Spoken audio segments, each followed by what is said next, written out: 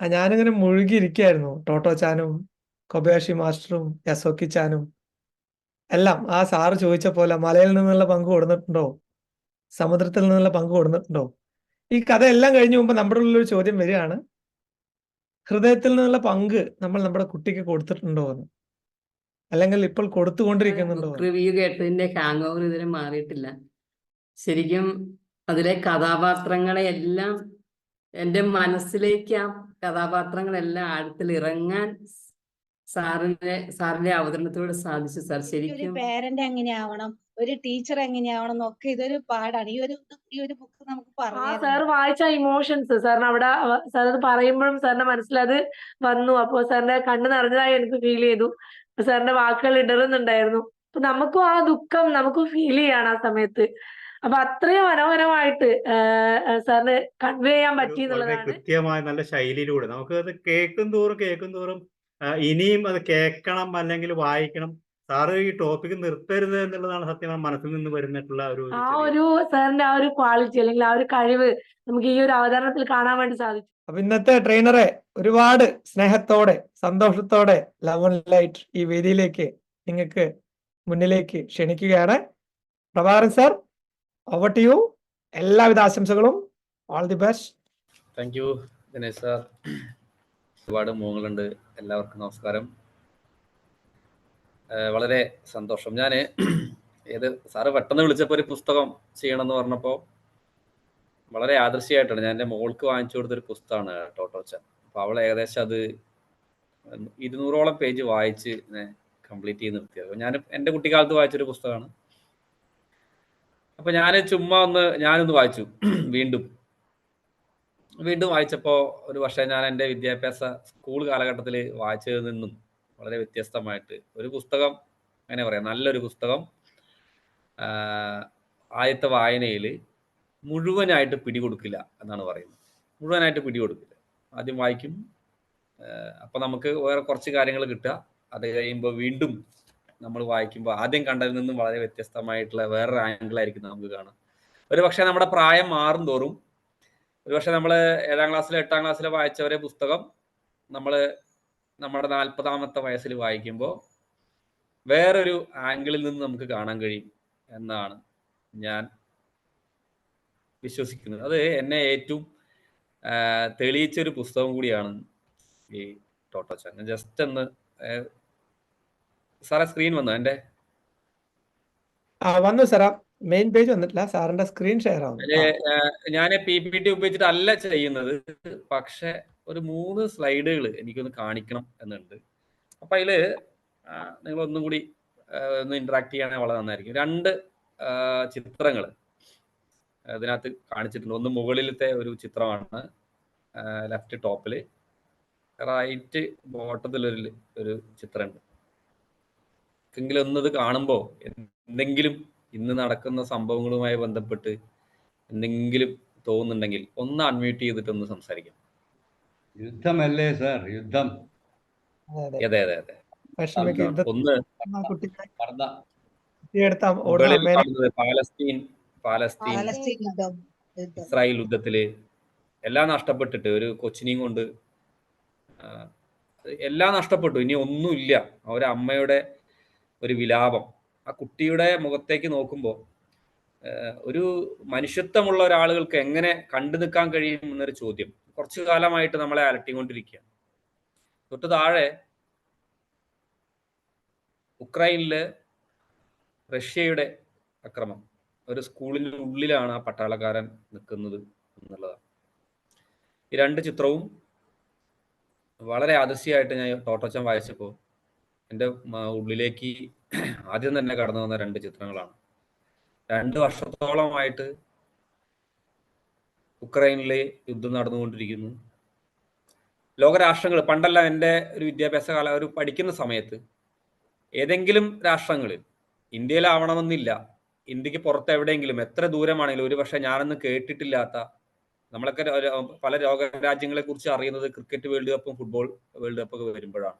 നമ്മൾ കേൾക്കാത്ത രാജ്യം, അതിൽ പോലും കേട്ടില്ലാത്ത രാജ്യങ്ങളിൽ യുദ്ധം നടക്കുന്ന സമയത്ത് അവിടെ സമാധാനം പുലരണം എന്ന് വെച്ചുകൊണ്ട് നമ്മുടെ നാട്ടിൻപുറങ്ങളിലെല്ലാം ചില സംഘടനകൾ ചില പ്രകടനങ്ങളൊക്കെ നടത്താറുണ്ടായിരുന്നു. ഇന്ത്യ നിലപാടെടുത്തിരുന്നത് യുദ്ധസമാധാനത്തിന് വേണ്ടിയിട്ട്. ആദ്യത്തെ പ്രധാനമന്ത്രി മുതൽ ഇങ്ങോട്ട് നമുക്ക് ഗാന്ധിജിയൊക്കെ മാതൃകയാക്കിയിട്ടുള്ള ചില. പക്ഷെ ഈ യുദ്ധം നടന്ന എവിടെയും നമ്മൾക്ക് അങ്ങനത്തെ ലോകരാഷ്ട്രങ്ങളിൽ ഐക്യരാഷ്ട്രസഭയുടെ ആയാലും എല്ലാം ഈ യുദ്ധം നിർത്തുന്നതിന് വേണ്ടി എന്തെങ്കിലും ചെയ്തിട്ടുണ്ടാവാം. പക്ഷെ അത് ഇതുവരെ ഇപ്പോഴും യുദ്ധം നിന്നിട്ടില്ല എന്നുള്ളതാണ്. ഇന്നും തുടർന്നുകൊണ്ടിരിക്കും. പാലസ്തീൻ ഇസ്രായേൽ യുദ്ധം, അവിടെയും ലോകരാഷ്ട്രങ്ങളുടെ നിലപാട് എന്താണെന്ന് നമുക്ക് വ്യക്തമാവേണ്ടിയിരിക്കും.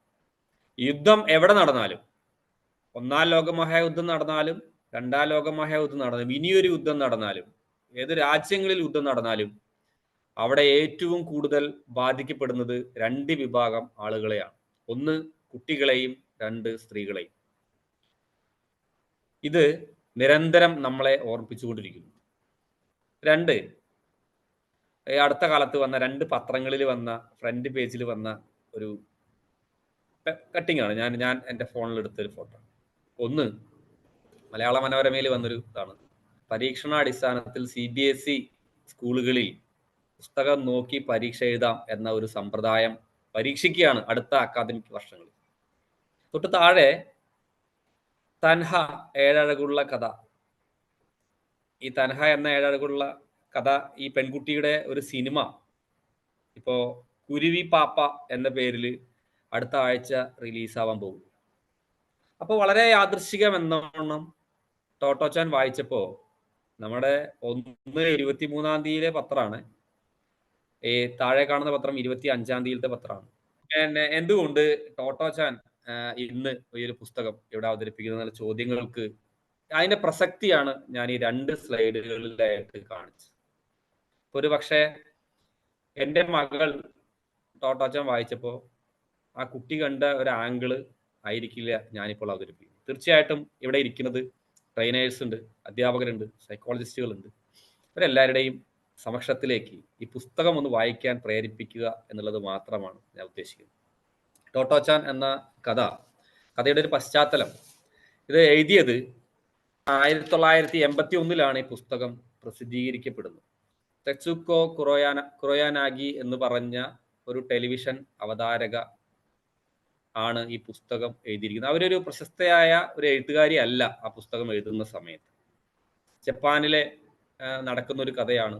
2ാം ലോകമഹായുദ്ധ കാലത്ത് ജപ്പാനിൽ ഉണ്ടായിരുന്ന ആ ഒരു കുട്ടി, ഈ എഴുത്തുകാരിയുടെ പ്രത്യേകത, ഇതിലെ കേന്ദ്ര കഥാപാത്രമായിട്ടുള്ള ടോട്ടോച്ചാൻ, എൻ്റെ ആദ്യത്തെ ഓർമ്മകളിൽ ഈ ടോട്ടോച്ചാൻ എന്ന് പറഞ്ഞാൽ ഒരു ആൺകുട്ടിയാണ് എന്നായിരുന്നു ഞാനൊക്കെ തെറ്റിദ്ധരിച്ചിട്ടുണ്ടായിരുന്നു. പിന്നീടാണ് എനിക്ക് പിന്നീടുള്ള വായനകളിലാണ് ഈ ടോട്ടോച്ചാൻ എന്ന് പറഞ്ഞ ഒരു പെൺകുട്ടിയാണ് എന്ന് ഞാൻ മനസ്സിലാക്കി.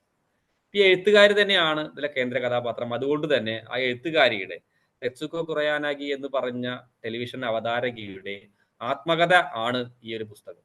ആത്മകഥ എന്ന് പറയുമ്പോൾ ആ ഒരു പെൺകുട്ടിയുടെ 1ാം ക്ലാസ്സിലും 2ാം ക്ലാസ്സിലും പഠിക്കുമ്പോഴുള്ള, ജപ്പാനിലെ ഒരു സ്കൂളിൽ പഠിക്കുമ്പോഴുള്ള കുറച്ച് അനുഭവങ്ങൾ, വളരെ ഏറി വന്നാൽ ഒരു 1.5-2 വർഷത്തെ കാലഘട്ടങ്ങളിൽ എഴുതിയിരിക്കുന്ന ഒരു കഥ.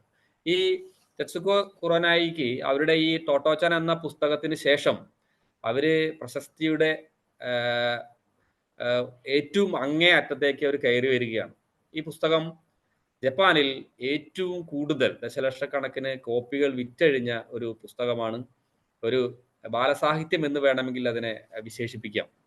മലയാളത്തിലേക്ക് വരുമ്പോൾ ഈ പുസ്തകം നമുക്ക് അൻവർ അലി എന്ന് പറഞ്ഞൊരു ഒരു കവിയാണിത് നമ്മുടെ മലയാളത്തിലേക്ക് ട്രാൻസ്ലേറ്റ് ചെയ്തിരിക്കുന്നത്. അതായത് ഈ ടോട്ടോച്ചാൻ എന്ന പുസ്തകം ഇറങ്ങി കുറച്ച് വർഷങ്ങൾക്ക് ശേഷമാണ് ഈ പുസ്തകം മലയാളത്തിലേക്ക് വിവർത്തനം ചെയ്തത്. മലയാളത്തിലേക്ക് വിവർത്തനം ചെയ്തപ്പോൾ ഉണ്ടായ പ്രത്യേകത എന്ന് പറഞ്ഞാൽ, വളരെ കുറച്ച് വർഷങ്ങൾക്കുള്ളിൽ ലക്ഷക്കണക്കിന് കോപ്പികൾ ഒരു അന്യഭാഷയിൽ നിന്നും ഒരു ബാലസാഹിത്യം എന്ന് പറഞ്ഞുകൊണ്ട് വിവർത്തനം ചെയ്ത ഈ പുസ്തകം ലക്ഷക്കണക്കിന് കോപ്പി വിറ്റഴിക്കപ്പെട്ടു എന്നുള്ളതാണ്.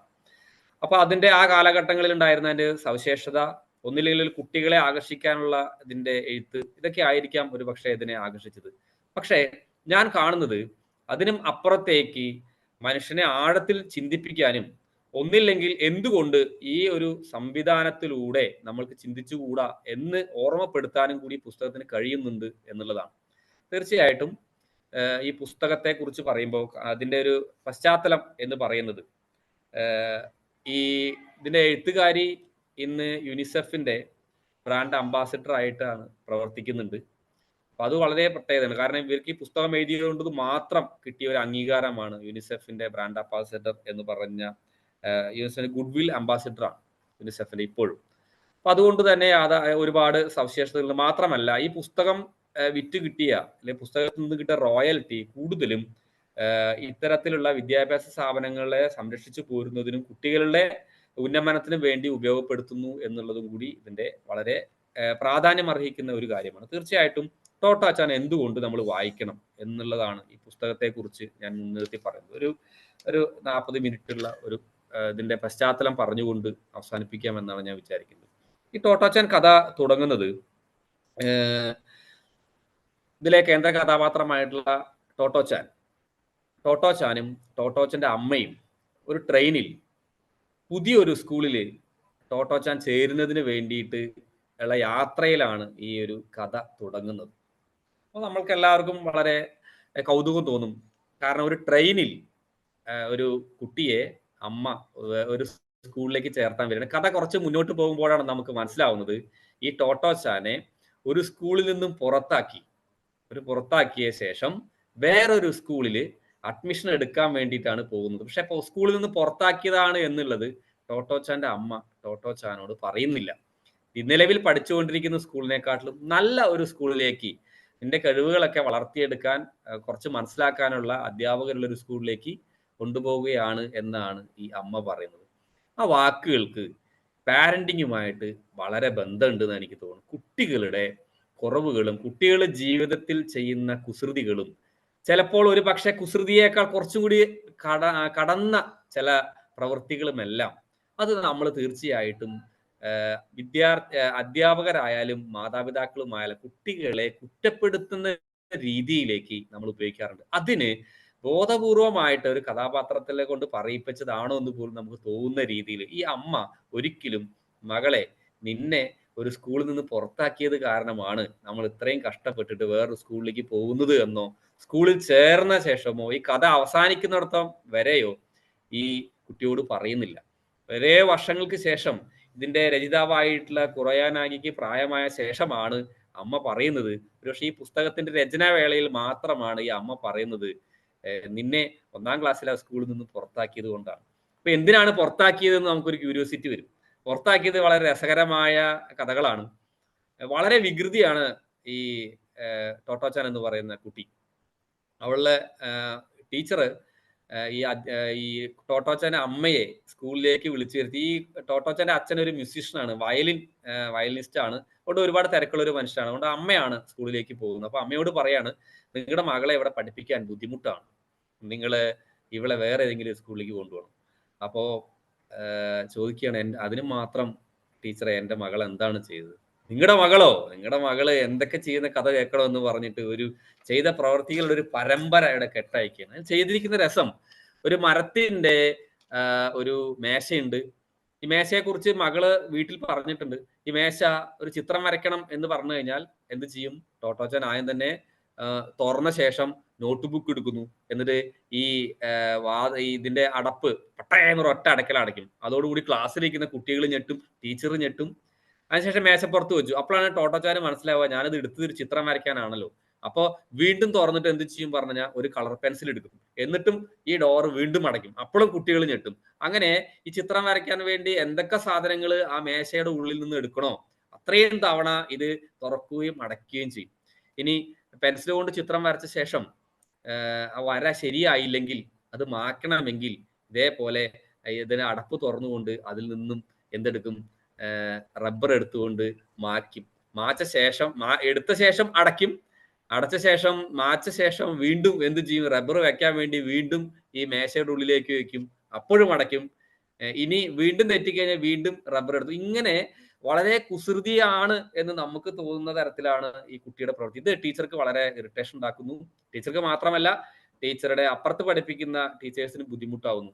അതൊരു കാര്യം. ഇതാണോ എന്ന് അമ്മ ചോദിക്കുമ്പോൾ ഇത് മാത്രമല്ല, ഈ സ്കൂള് സ്ഥിതി ചെയ്യുന്നത് ഒരു റോഡിന്റെ അരികിലാണ്. അപ്പൊ ഈ റോഡിന്റെ ജനലയിലൂടെ നോക്കും. ഈ കുട്ടി പുറത്തേക്ക് നോക്കുമ്പോൾ ജനലിലൂടെയാണ് നോക്കിയത്. അപ്പൊ ടീച്ചർ വിചാരിക്കും ഈ കുട്ടി അങ്ങനെ ജനലിലൂടെ നോക്കുകയാണ് നല്ലതാണ്, കാരണം മറ്റുള്ള ശല്യങ്ങളൊന്നും ഒഴിവാകുമല്ലോ.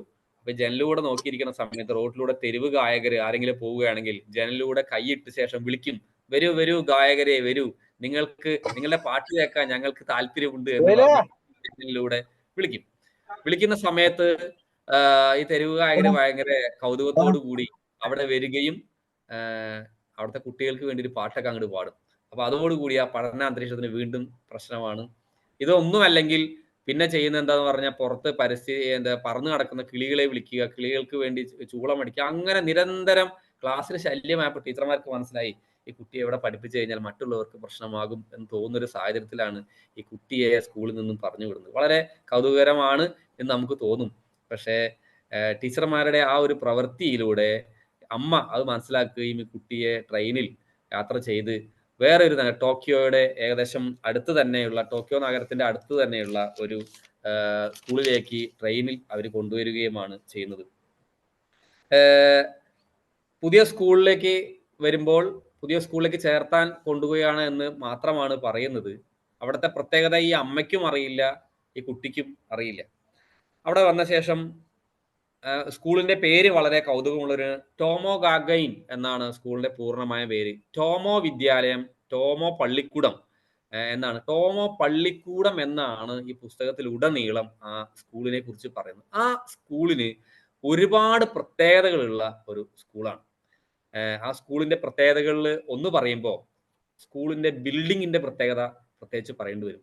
സാധാരണ മരം കൊണ്ടുണ്ടാക്കിയതോ അല്ലെങ്കിൽ ഇഷ്ടിക കൊണ്ടോ ഉണ്ടാക്കിയ, ചുമര് കെട്ടി ഉണ്ടാക്കിയ ഒരു ബിൽഡിംഗ് അല്ല ഈ ടോമോ പള്ളിക്കൂടം എന്ന് പറയുന്നത്. നമ്മുടെ ട്രെയിനിന്റെ ബോഗികൾ അവിടെ കൊണ്ടുവന്ന് ആ ട്രെയിനിന്റെ ബോഗികളുടെ ഉള്ളിലാണ് ഈ ക്ലാസ്സുകൾ നടക്കുന്നത്. ഓരോ കമ്പാർട്ട്മെന്റും ഓരോ ക്ലാസ് റൂമുകളിലായിട്ട്. അപ്പൊ ഈ ടോട്ടോച്ചാൻ എന്ന് പറഞ്ഞ കുട്ടി സ്കൂളിലേക്ക് വരുന്ന സമയത്ത് അവിടെ 5 ക്ലാസ് റൂമുകളുണ്ട്. 5 ക്ലാസ് റൂമുകൾ എന്ന് പറഞ്ഞു കഴിഞ്ഞാൽ 5 ട്രെയിൻ കമ്പാർട്ട്മെന്റുകളാണ്. അതിന്റെ ഉള്ളിലെ കസേരകളും കാര്യങ്ങളും എല്ലാം കുട്ടികൾക്ക് പഠിക്കാവുന്ന രീതിയിൽ സജ്ജീകരിച്ച ശേഷം ഇതിന്റെ ഉള്ളിലാണ് കുട്ടികളെ പഠിപ്പിക്കുന്നത്. അത് ടോട്ടോച്ചാനെ ഒരുപാട് ആകർഷിക്കുന്നുണ്ട്. അപ്പോഴാണ് മനസ്സിലാകുന്നത് ഈ വരുന്ന സമയത്ത്, റെയിൽവേ സ്റ്റേഷനിൽ ഇറങ്ങി വരുന്ന സമയത്ത് റെയിൽവേ സ്റ്റേഷനിലെ സ്റ്റേഷൻ മാസ്റ്ററെ ഈ നമ്മുടെ ടോട്ടോച്ചാൻ ശ്രദ്ധിക്കുന്നുണ്ട്. അപ്പോ ടോട്ടോച്ചാൻ ഇറങ്ങി വരുന്ന സമയത്ത് ടിക്കറ്റ് കളക്ട് ചെയ്യുന്ന ഒരാള് അവിടെ ഇരിക്കുന്നുണ്ട്.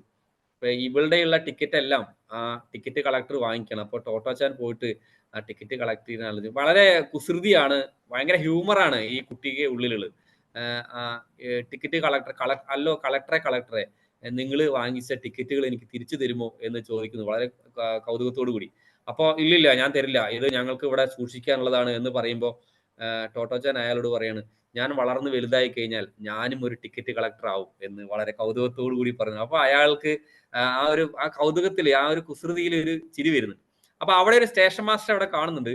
സ്കൂളിലേക്ക് വരുന്ന സമയത്ത് സ്കൂളില് ടോട്ടോച്ചാൻ എന്ന കഥയിൽ നമ്മൾ എല്ലാവരെയും ഒരു സെൻട്രൽ കഥാപാത്രമായിട്ട് ടോട്ടോച്ചാൻ നിൽക്കുമ്പോൾ തന്നെ ശരിക്കും പറഞ്ഞു കഴിഞ്ഞാൽ ഈ പുസ്തകത്തിന്റെ കൗതുകം അല്ലെങ്കിൽ പുസ്തകത്തിന്റെ പ്രസക്തി ഉയർത്തിക്കൊണ്ടുവരുന്നത് അവരുടെ ആ സ്കൂളിലത്തെ അധ്യാപകനായിട്ടുള്ള അല്ലെങ്കിൽ സ്കൂളിലെ ഹെഡ് മാസ്റ്റർ ആയിട്ടുള്ള ഒരു വ്യക്തിയാണ് ഇതിന്റെ പ്രധാനപ്പെട്ട കഥാപാത്രം. ഇത്തരത്തിലൊരു വിദ്യാലയം ഉണ്ടാക്കിയെടുക്കുന്നത് അദ്ദേഹത്തിന്റെ ഭാവനയിൽ വളർന്നത്. അദ്ദേഹത്തിന്റെ പേര് സൊസാക്കു കൊബായാഷി എന്നാണ്. എല്ലാവരും അദ്ദേഹത്തെ സ്നേഹപൂർവ്വം കൊബായാഷി മാസ്റ്റർ എന്നാണ് പറയുന്നത്. ആദ്യം തന്നെ സൊസാക്കു കൊബായാഷി എന്ന് പേര് പറയുന്നുണ്ടെങ്കിലും പിന്നീട് വരുന്ന കഥാപാത്രങ്ങളും വിദ്യാർത്ഥികളും എല്ലാം തന്നെ അദ്ദേഹത്തെ വിളിക്കുന്നത് കൊബായാഷി മാസ്റ്റർ എന്നാണ്. കൊബായാഷി മാസ്റ്റർ ഒരുപാട് പ്രത്യേകതകളുള്ള ഒരു മനുഷ്യനാണ്. അദ്ദേഹത്തിന്റെ ഭാവനയിൽ അദ്ദേഹം യൂറോപ്യൻ രാജ്യങ്ങളിൽ സഞ്ചരിക്കുകയും അവിടുത്തെ വിദ്യാഭ്യാസ പദ്ധതികളും അവിടെ വിദ്യാർത്ഥികൾ പഠിക്കുന്ന രീതികളും അവിടുത്തെ അധ്യാപകരുടെ രീതികളും എല്ലാം വർഷങ്ങളോളം അവിടെ യാത്ര ചെയ്ത് പഠിക്കുകയും മനസ്സിലാക്കുകയും ചെയ്ത ശേഷം ജപ്പാനിൽ വന്ന് അദ്ദേഹം തുടങ്ങിയ ഒരു വിദ്യാഭ്യാസ സ്ഥാപനമാണ് ഈ ടോമോ പള്ളിക്കൂടം എന്ന് പറയുന്ന സ്ഥാപനം. പള്ളിക്കൂടത്തിലെ അധ്യാപകർക്ക് പ്രത്യേകതകളുണ്ട്. ഈ ടോട്ടോച്ചാൻ എന്ന് പറഞ്ഞ കഥ പറയുമ്പോൾ അതിൽ നമ്മള് ഞാൻ വായിക്കുമ്പോൾ ഏകദേശം 10-37ഓളം അധ്യായങ്ങളുണ്ട്. ഏകദേശം മലയാളത്തിൽ ആ പുസ്തകത്തിന് 234 പേജുകളാണ് അതിന് ഉള്ളത്.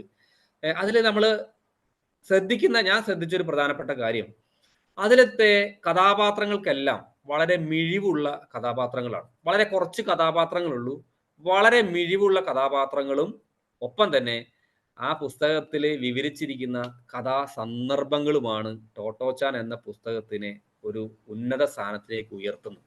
അതിലെ കഥാപാത്രങ്ങളും ആ കഥാപാത്രങ്ങള് കടന്നു പോകുന്ന ചില സന്ദർഭങ്ങളുമാണ് ഈ പുസ്തകത്തെ ഒരു വലിയ കൃതിയാക്കി മാറ്റുന്നത്, ഒരു മൂല്യമുള്ള കൃതിയാക്കി മാറ്റുന്നത്. ആ അത്തരത്തിലുള്ള ചില കഥാപാത്രങ്ങളെയും ആ കഥാസന്ദർഭങ്ങളെയും പരാമർശിച്ചുകൊണ്ട് അവസാനിപ്പിക്കാം എന്നാണ് എനിക്ക് തോന്നുന്നത്. ഇതില് വളരെ കുറച്ച് കഥാപാത്രങ്ങൾ, ടോട്ടോച്ചാന്റെ അമ്മ എന്ന് പറയുന്ന ഒരാൾ ഇതിൽ ഉണ്ടെങ്കിലും, സജീവമായിട്ട് എല്ലായിടത്തും ഉണ്ടെങ്കിലും, അവരുടെ ഒരു വീക്ഷണകോണിലൊന്നും ഈ പുസ്തകം പറയുന്നില്ല.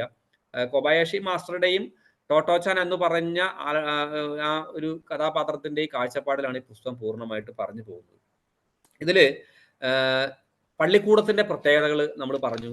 അത് ഒരു തീവണ്ടി കമ്പാർട്ട്മെന്റിലാണ് ഈ വിദ്യാഭ്യാസ സ്ഥാപനം നിലനിൽക്കുന്നത്. അപ്പൊ കൊബായാഷി മാസ്റ്ററിനെ പരിചയപ്പെടുന്നത് തന്നെ വളരെ രസകരമായ ഒരു രംഗമാണ്. അത് ഇതിൽ വളരെ പ്രധാനപ്പെട്ട ഒരു രംഗമാണ്. അതിൽ പുസ്തകത്തിന്റെ എന്തിനാണ് പുസ്തകം എഴുതിയത് എന്നുള്ളതിന്റെ കൃത്യമായിട്ട് വായനക്കാരിലേക്ക് സന്നിവേശിപ്പിക്കാൻ ഈ ആരംഭത്തിലുള്ള ആ ഒരു രംഗത്തിന് കഴിയുന്നുണ്ട്.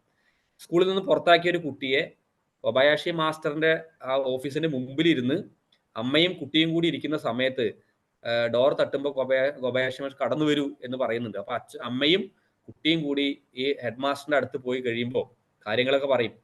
അപ്പോൾ ഇവിടെ ചേരാൻ വേണ്ടി വന്നതാണ് എന്നൊക്കെ പറയുമ്പോൾ കൊബായാഷി മാസ്റ്റർ ടോട്ടാച്ചാന്റെ അമ്മയോട് പറയാണ്, നിങ്ങൾ ഒന്ന് പുറത്തിരിക്കൂ. അമ്മയെ ഓഫീസിന്റെ പുറത്തിരുത്തിയിട്ട് ഈ ടോട്ടാച്ചാനും കൊബായാഷി മാസ്റ്ററും കൂടി ഒരുപാട് നേരം സംസാരിക്കുന്നുണ്ട്. അത് ഒരുപാട് നേരം എന്ന് പറയുമ്പോൾ 4 മണിക്കൂറുകളോളം ഈ ടോട്ടാച്ചാന്റെ കഥകളും അത് അവിടെ ആ സ്കൂളിലേക്ക് വരാനുണ്ടായ സാഹചര്യങ്ങളും അതിന് മുമ്പിലത്തെ വിദ്യാലയത്തിലെ പല കഥകളും പറഞ്ഞുകൊണ്ട് ഈ സ്കൂളിന്റെ ഹെഡ് മാസ്റ്റർ ഈ കഥ കേട്ടുകൊണ്ടിരിക്കുകയാണ്. വളരെ അത്ഭുതം തോന്നും നമുക്ക്. ഒരു 1-ാം ക്ലാസ്സിൽ ചേരാൻ വന്ന ഒരു കുട്ടിയെ 4 മണിക്കൂർ അവരുടെ ആ കുട്ടിയുടെ കഥകളും അതിന്റെ പിന്നാമ്പറ കഥകളും എല്ലാം കേട്ട് ഉൾക്കൊണ്ടുകൊണ്ട് വളരെ കൗതുകത്തോടു കൂടി കൊബായാഷി മാസ്റ്റർ ടോട്ടാച്ചാനോട് പറയുന്നുണ്ട്, മോളെ, ഇത് ഇനി മുതൽ നിന്റെ വിദ്യാലയമാണ്. ആ വാക്കുകൾക്ക് ഭയങ്കരമായിട്ട് പഞ്ചുണ്ട് ഈ ടോട്ടാച്ചാന്റെ മനസ്സിൽ. ഇനി മുതൽ ഈ സ്കൂളിലെ കുട്ടിയാണ് നീ എന്ന് പറയുമ്പോൾ ഒരു ലോകം കീഴടക്കിയ സന്തോഷം ടോട്ടോച്ചാൻ ഉണ്ടാകുന്നു. നമ്മളെല്ലാവരും എവിടെ കടന്നു ചെല്ലുമ്പോഴും ഞാൻ അവിടുത്തെ ആളാണ് എന്നൊരു തോന്നലുണ്ടാകുമ്പോൾ സ്വാഭാവികമായിട്ടും നമ്മൾക്ക് ഉണ്ടാകുന്ന ആരംഭത്തിലുണ്ടാകുന്ന ഒരു ഒറ്റപ്പെടല് എത്ര പെട്ടെന്നാണ് മഞ്ഞു പോലെ അങ്ങ് ഉരുകിപ്പോകും.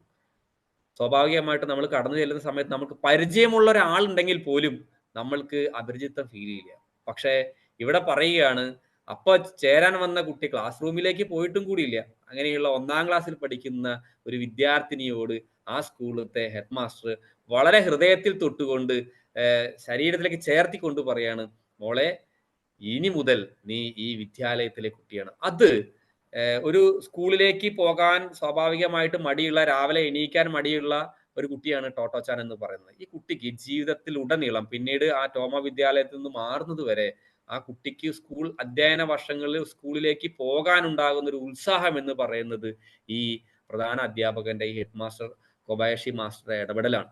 അത് ഒരു പക്ഷേ ഒരു സ്കൂളിൽ വർക്ക് ചെയ്യുന്ന ഒരു വ്യക്തി എന്ന നിലയിലും ഞാൻ കൂടി മനസ്സിലാക്കേണ്ട, കണ്ണു തുറപ്പിക്കേണ്ട ഒരു രംഗമായിട്ട് എനിക്ക് തോന്നുന്നുണ്ട്. മാത്രമല്ല, നമ്മൾ നമ്മുടെ മക്കളോടും, എന്തുകൊണ്ട് നമ്മൾ മക്കള് സ്കൂളിലേക്ക് പോകാൻ മടി കാണിക്കുന്നുണ്ടെങ്കിൽ എന്താണ് അതിന്റെ പിന്നിലുള്ളതെന്ന് മനസ്സിലാക്കാൻ കൂടി നമുക്ക് ഇത്തരം പുസ്തകങ്ങൾ വായിക്കുമ്പോൾ കഴിയും എന്നാണ് എനിക്ക് ഈ പുസ്തകം വായിച്ചപ്പോൾ എനിക്ക് തോന്നുന്നത്. ഇതില് ക്ലാസ് റൂമുകളുടെ പ്രത്യേകതകൾ നമ്മൾ പറഞ്ഞു. അവിടുത്തെ പഠന രീതികൾ വളരെ വ്യത്യസ്തമായിട്ടാണ്. പഠന രീതികൾ എന്ന് പറയുമ്പോൾ പഠന രീതികളുണ്ട്, ഭക്ഷണ രീതികളുണ്ട്, പിന്നെ ഇതെല്ലാമാണ് ഇതിനെ വ്യത്യസ്തമാക്കി നിർത്തുന്നത്. ഒരു 1-ാം ക്ലാസ് വിദ്യാർത്ഥി ജീവിതത്തിലേക്ക് കടന്നു വരുന്ന ഒരു പിടി കഥാപാത്രങ്ങളാണെന്ന് പറഞ്ഞു, ഒപ്പം തന്നെ കഥാസന്ദർഭങ്ങളാണെന്ന് പറഞ്ഞു. ഇതില് ഈ 1-ാം പാഠത്തിന്റെ കഴിഞ്ഞ ശേഷം നമ്മൾ മനസ്സിലാക്കുമ്പോൾ പോകുന്നത് ടോമക വിദ്യാലയത്തിന്റെ പ്രത്യേകതകളാണ് നമ്മൾ പറഞ്ഞപ്പോൾ. ഇവിടുത്തെ പഠനം രീതികൾ എങ്ങനെയാണ്? ഒന്ന് ദിവസം ഈ അധ്യാപകർ ക്ലാസ് തുടങ്ങുന്നത് തന്നെ എങ്ങനെയാണെന്ന് പറഞ്ഞാൽ, അന്നേ ദിവസം നിങ്ങൾ എന്തൊക്കെയാണ് ഇന്ന് ഇവിടെ പഠിക്കുന്നത് എന്നുള്ളതിനെ കുറിച്ച് ആദ്യം തന്നെ അവരെ പഠിപ്പിക്കുന്ന അധ്യാപകര് ഈ കുട്ടികളോട് ആദ്യം തന്നെ പറയുകയാണ്, നിങ്ങൾ ഇന്നത്തെ ദിവസം ഇവിടെ നിന്ന് പോകുമ്പോൾ നിങ്ങൾ എന്തൊക്കെ കാര്യങ്ങളാണ് പഠിക്കുന്നത്. നമ്മളെ ഒരു ട്രെയിനിങ് സെഷന് പോകുമ്പോൾ അയ്യോ എന്ന് പറയുന്ന ഒരു ഇൻസ്ട്രക്ഷണൽ ഒബ്ജക്റ്റീവ് എന്ന് പറയുന്നത് പോലെ ഇന്ന് നിങ്ങൾ ഈ വിദ്യാലയത്തിൽ കഴിഞ്ഞു പോകുമ്പോഴേക്കും നിങ്ങൾ പഠിക്കുന്ന കാര്യങ്ങൾ എന്തൊക്കെയാവും, എന്തൊക്കെ ചോദ്യങ്ങളാണ് നിങ്ങളോട് ചോദിക്കുക എന്നാണ് ആദ്യമേ പറയുന്നത്. പഠിപ്പിച്ചിട്ടൊന്നുമില്ല, കുട്ടികൾ സ്കൂളിലേക്ക് വന്നിട്ടുള്ളൂ, അങ്ങനെ പറയും. അങ്ങനെ പറഞ്ഞു കഴിഞ്ഞാൽ പിന്നീട് ഇത് പറഞ്ഞു കഴിഞ്ഞാൽ പിന്നീട് പറയണം നിങ്ങൾക്ക് ഇഷ്ടമുള്ളത് പഠിക്കാം, ഏത് സബ്ജക്റ്റും പഠിക്കാം. അവർക്ക് എന്താ ലാംഗ്വേജ് വേണമെങ്കിൽ അത് പഠിക്കാം, സയൻസ് പഠിക്കാം, കണക്ക് പഠിക്കാം, ഗെയിംസ് എന്ത് വേണമെങ്കിൽ പഠിക്കാം, ഏത് സമയത്തും അവർക്ക് പഠിക്കാം, അവർക്ക് ഇഷ്ടമുള്ളത്. അപ്പൊ എനിക്ക് തോന്നുന്നത് ഒരു വിദ്യാർത്ഥികൾക്ക് പല വിദ്യാർത്ഥികൾക്കും പല രീതിയിലായിരിക്കും താല്പര്യങ്ങൾ.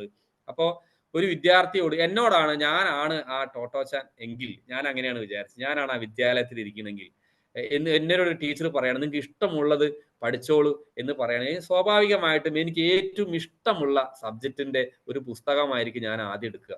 അതല്ലാതെ എനിക്ക് തീരെ ഇഷ്ടമില്ലാത്ത ഒന്നാമത്തെ ഒരു പാഠം ഒരു പക്ഷെ ഇംഗ്ലീഷ് ആണെന്ന് വിചാരിക്കുക.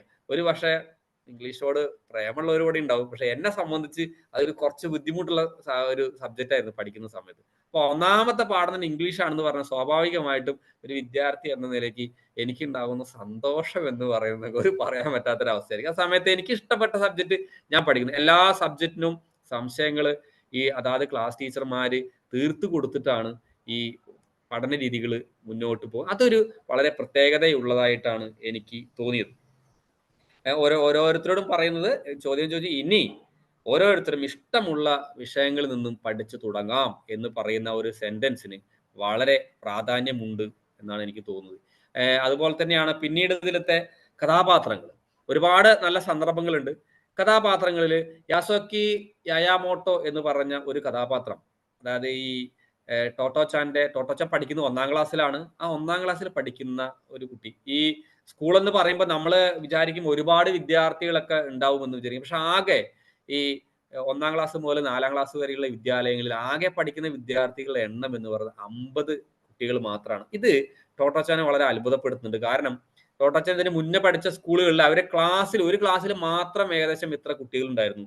ഈ വിദ്യാലയത്തിൽ ആകെയായിട്ട് 50 കുട്ടികളുള്ളൂ പറയുമ്പോൾ അതൊരു കൗതുകമായിട്ട് ടോട്ടോച്ചാന് തോന്നുന്നു. ഈ യാസുക്കി യമമോട്ടോ എന്ന് പറഞ്ഞ അദ്ദേഹത്തിനെ ചുരുക്കപ്പേരായിട്ട് വിളിക്കുന്നത് യാസുക്കി ചാൻ എന്നാണ്. ഈ കഥാപാത്രത്തിന് ഇതിനകത്ത് കൊണ്ടുവന്നതിൽ ഒരുപാട് പ്രത്യേകതകൾ എനിക്ക് തോന്നുന്നു. ഈ യാസുക്കി ചാനെ നമ്മുടെ ടോട്ടോച്ചാൻ പരിചയപ്പെടുന്ന ഒരു രംഗം,